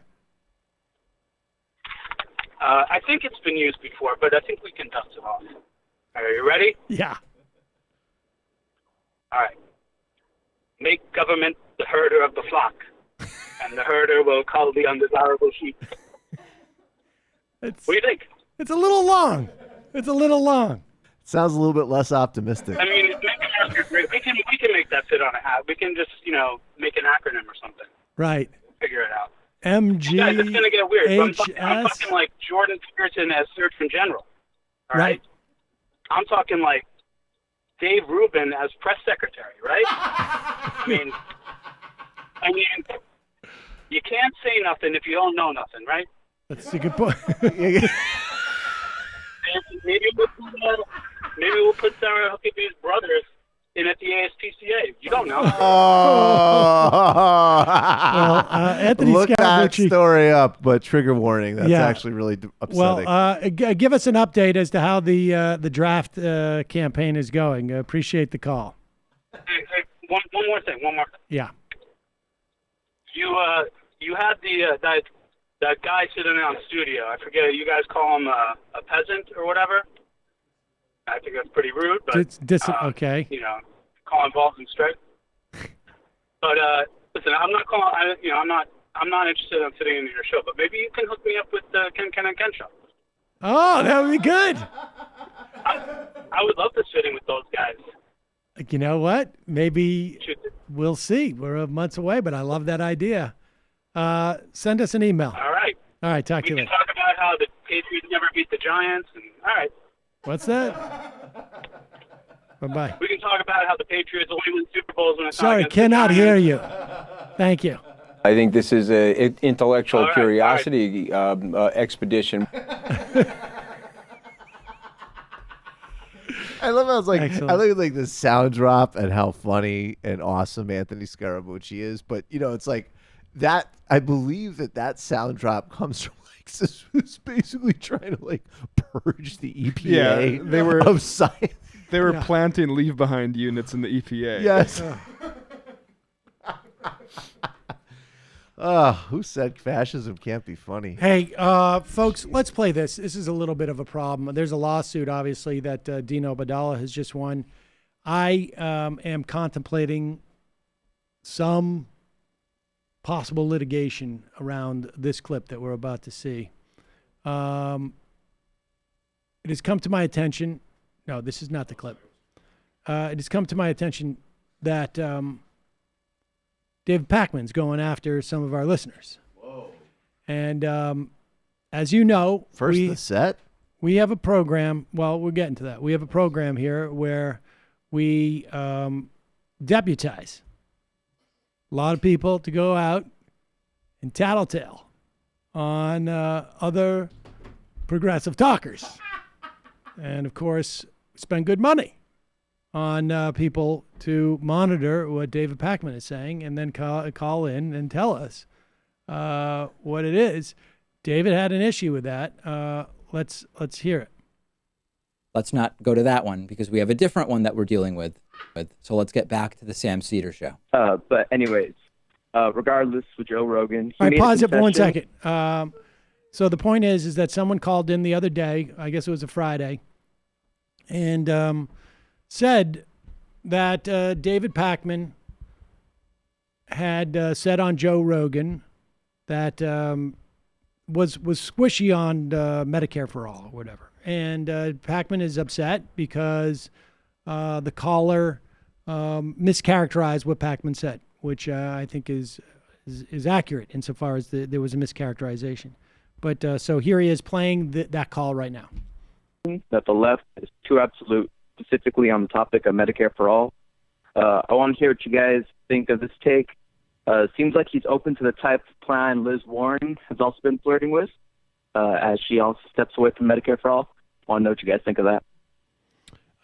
Characterize that plan, because I mean, I didn't. What did Pakman say? I think he's open to the public option, things like that. He says that the left is too absolute about wanting just Medicare for all. He thinks that there's other plans that we can go with in regards to solving the Medicare issue.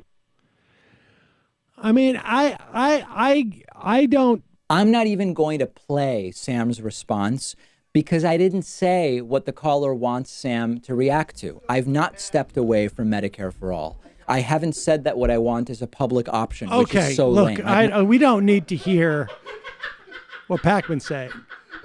I want to know why David Pakman just deplatformed me in the middle of my comment. So if there's anybody out there who's watching this, you should be calling David Pakman and telling him that I'm upset about being deplatformed. And then call us back and tell us exactly what he said. Yeah. And then call us back and let us know what he said. Because it's the only way that we can figure these things out. Yeah, but summarize what he said Call him for back. us. Yeah, and give let us him a know nice what little- we said about what you said that he said about what we said. And then give us a nice little thumbnail. Don't even go into that many details. Yeah. Just Right. sort of ballpark Just in what your- you said. in your language, not his. Yeah, Right. You gotta tell us. Right. Tell us in your language what he said. Right. So that's what we're doing.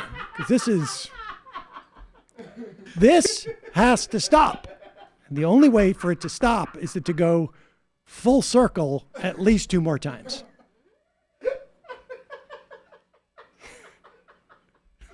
We're such pests. Let's go to the IMs.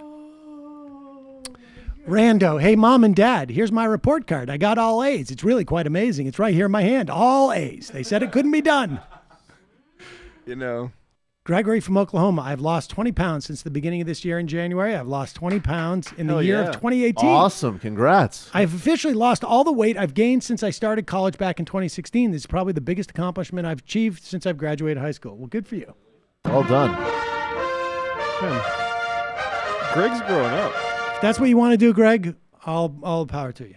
Send pics. Left is Godzilla. What up, MR crew? Even though I think we're still basically screwed, I do look in the direction of optimism when you have callers on that say how you help them escape their delusion. Don't stop because we need more of that. Turn it up to 11. Sean, Michael, so JFK is a Jewish man from the Bronx? I know. The JFK got really shabby. Yeah, a little I got to work messy. on that. It's just like, ass not. Ask not what your country can do for you. But Maybe what you should can do for your ask country- less. Maybe you should give a little more. Maybe. Your Works. country's already done so much and you don't even thank it. Maybe you go and you help a village in the Dominican Republic get water for a couple of years, and then maybe your country can help you. Pajama Boy, can we get some more of Jamie talking about taking care of Beto when he finally succumbs to his mediocrity? That should be premium Antifada. Sounds like Patreon What do they content. call it? The voice, close voice thing? ASMR. ASMR. I mean, hey, we just have to wait for another video to come out and I'll do it some more. I'm feeling really great, and 1% of the polls. Got him where I want him. Got him exactly where I want him. Complacent. We've learned our mistakes from the first time and the second time. That's why we're really excited about Beto 3.0. The sadder he gets, man. Beto 5G. We're the 5G of campaigns. When he hits 0, I'm just going to explode. JJ Cool, do you know if Walter Block is the evil brother of Fred? If not, then maybe they're arch enemies. Also, I heard that Lava Jato is Spanish for car wash.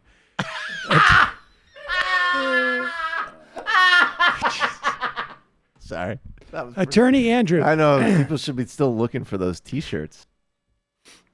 Attorney Andrew, I've decided to compile some Eric Swalwell quotes. At least one of these is actually real. We don't need a crime bill. We need a hope bill. Medicare for all? What about Medicare 5 all? My plan on terrorism, put together a suicide squad of our currently jailed terrorists. I am Amanda Waller. In many ways, I am a black woman. Immigrants don't need internment camps. They need internships. I'm going to take this campaign to every old town road, and I'm going to ride till I can't ride no more. Is that an actual line? I'm getting They Trump need out of office because I internships? don't like bullies, and I do like bull markets. One of these is actually real, he said. I think don't like bullies and I like bull markets. I'm going to go with why not? Yeah, we don't need a crime bill. We need a hope bill. I don't know. I don't know that he would I say think that. they're all real, and I don't want to know any different. Sebby G, I nominated Katie Porter for the Speaker of the House. She would impeach. Join in next rebellion. XR is not just in the UK. We're a global nonviolent rebellion fighting for a citizens' assembly of ordinary people informed by experts to zero emissions by 2025. They are serious, well-informed, and well-organized in the UK, but we need help here in the US. Follow them on YouTube for great lectures on nonviolent, direct action, political theory, and get someone from XR on MR. XR being Hell yeah. Extinction Rebellion. Ah, okay. Yeah, make a note of that, Brendan. We'll do that. Eponymous. How do we subsidize Google? How do we? I think we kind of do through our. Is that I'm not sure I know what the question is. I think they're misphrasing it, right? We don't want to subsidize Google. Let's turn it to Fox, and they're freaking out about Rashida Tlaib's UBI proposal because they're concerned that if a UBI is implemented, that it will be an excuse and a leverage to undermine other programs that we have that are economic stabilizers and prevent other things like Medicare for all and whatnot. I mean, no, I'm sorry. That's not true. They're just freaking out, and they're confused as to why they're freaking out.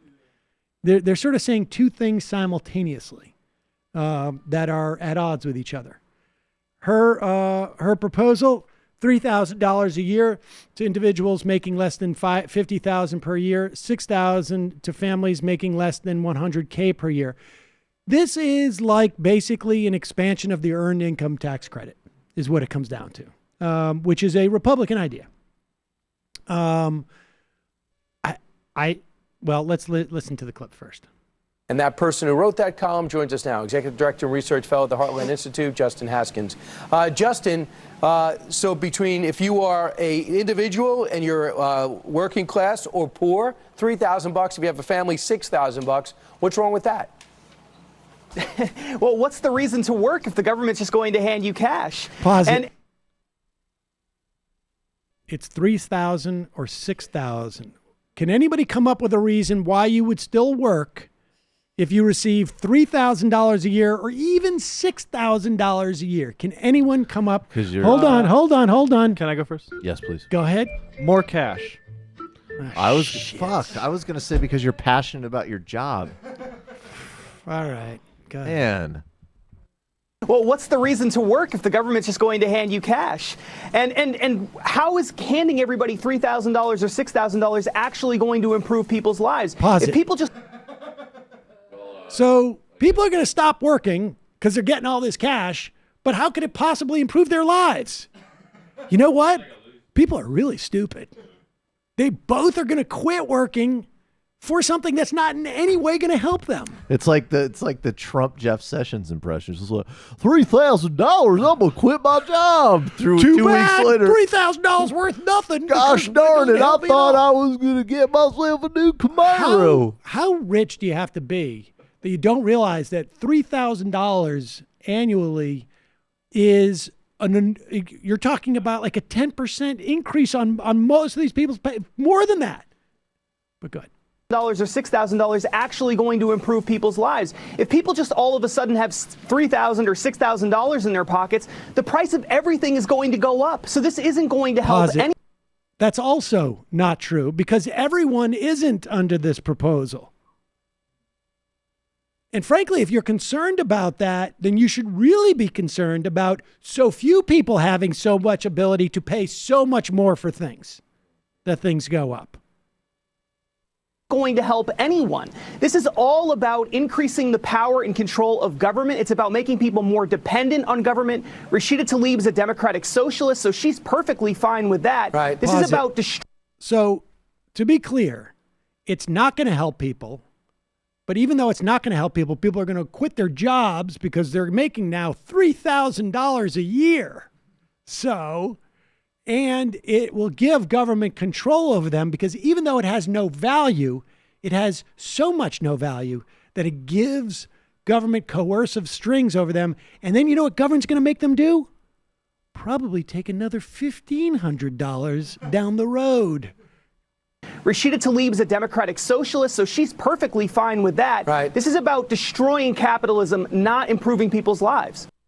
Oh, I get it. Well, we improve lives by destroying capitalism. Yeah, I was going to say the one does follow from the other. But wait a second. If this, according to him, if it raises prices on things, clearly the capitalism is still functioning.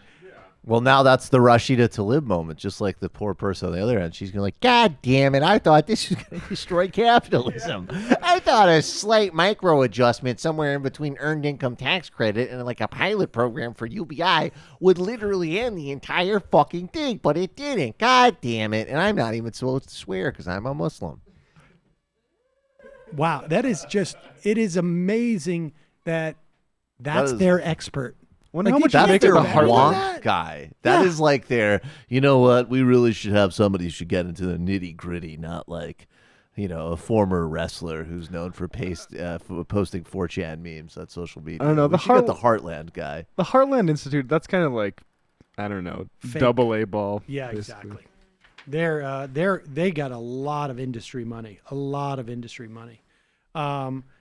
Here is, it's local politics, but it's important, right? Because particularly out of New York, in the wake of AOC's victory, there's been a lot of people who have been empowered, it feels like. And New York passing very aggressive rent control laws for the first time in ages. New York State, we may see the decriminalization of sex work in this state. There's a lot of changes happening, and we haven't had a dynamic as New York goes, so goes the rest of the country, largely because New York has not been leading on these things. So what happens in New York, if good things happen, well, maybe if what happens in New York doesn't stay in New York anyways. We just don't notice it as much because it's actually functioning as a ballast in some ways against progress. But going forward, what happens in New York hopefully will spread across the country. Here is Tiffany Caban. She is running for the Queens DA.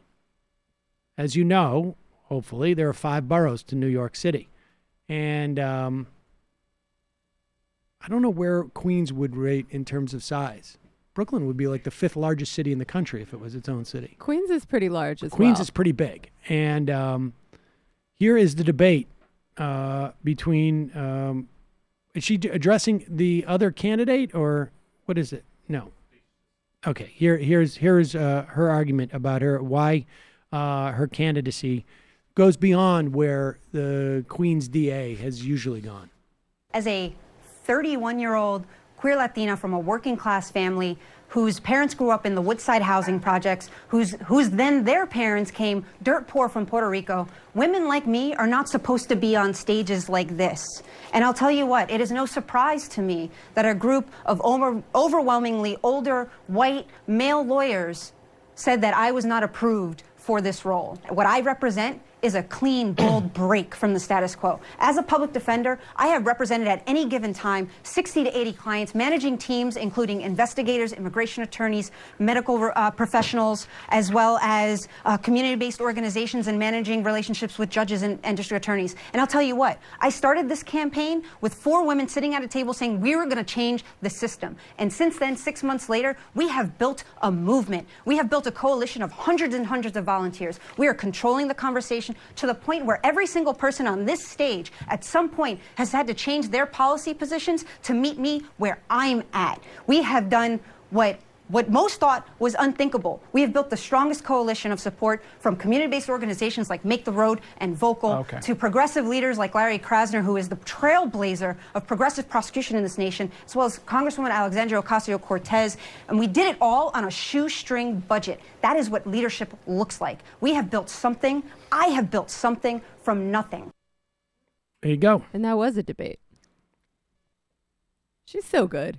She came to speak at our branch meeting of North Brooklyn DSA a little while ago. And, you know, I'm an abolitionist of the carceral state in general. I was a little skeptical of getting behind a district attorney who's going to prosecute, but she really won me over, like, all the way.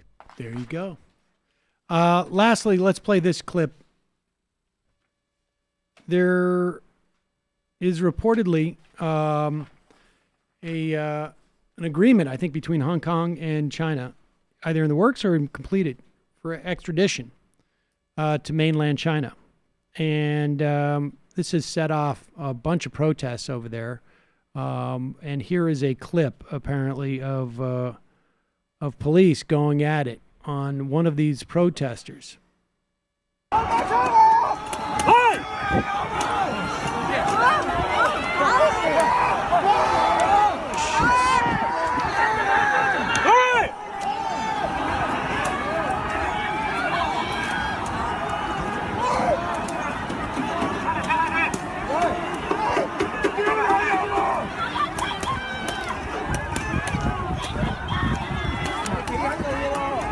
They just decided to make an example out of that guy.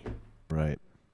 It's unbelievable. I mean, how universal the what happens to the mentality of some people once they put those riot gear clothes on. Maybe it's before they even get it on. But no, it's also some of the, the directions they get. But right.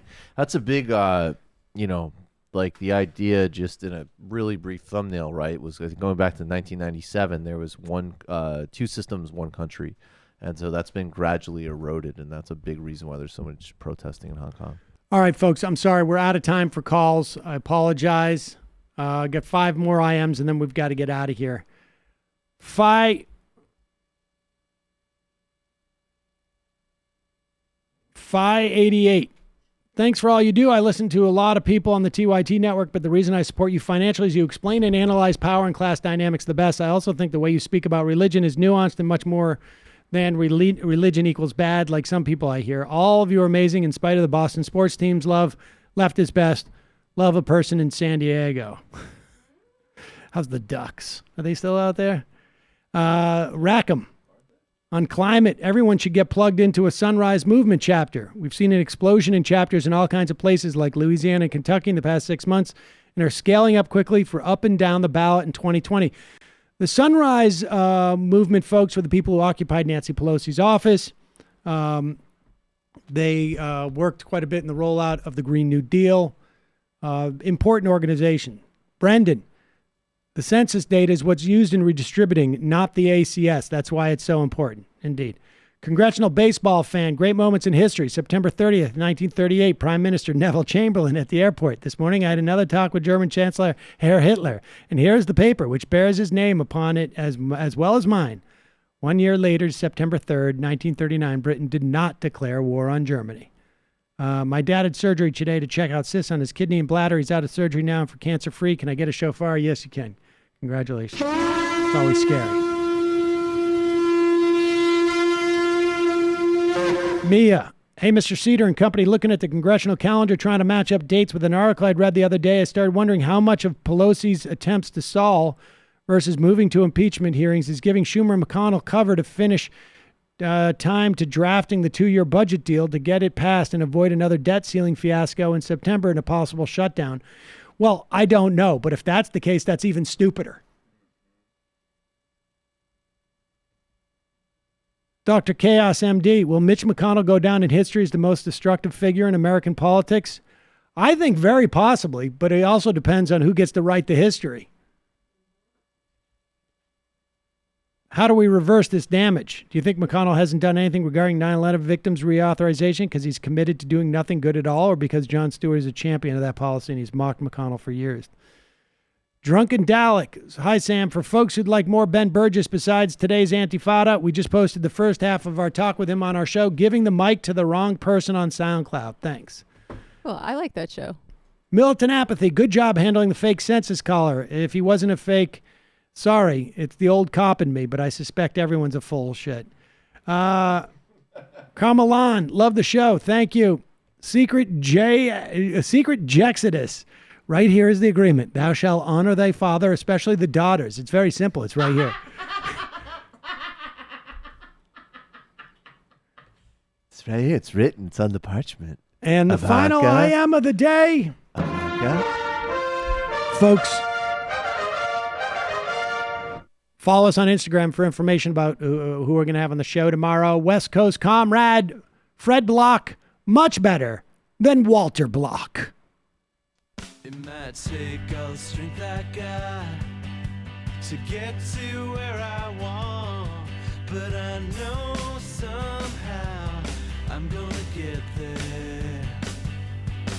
I wasn't looking when I just got caught between the truth and the light bulb, but finding out won't make me feel any better. Yeah, I know the clock is ticking, but the meds are gonna kick in, and my pilot light shining bright. I get somewhere the choice was made, for the option where you don't get paid, for the road that bends before it finally breaks you. I guess somehow I lost my drive between the 101 and the 5. Do you know how far the detour takes you? Yeah, I know the clock is ticking, but the meds are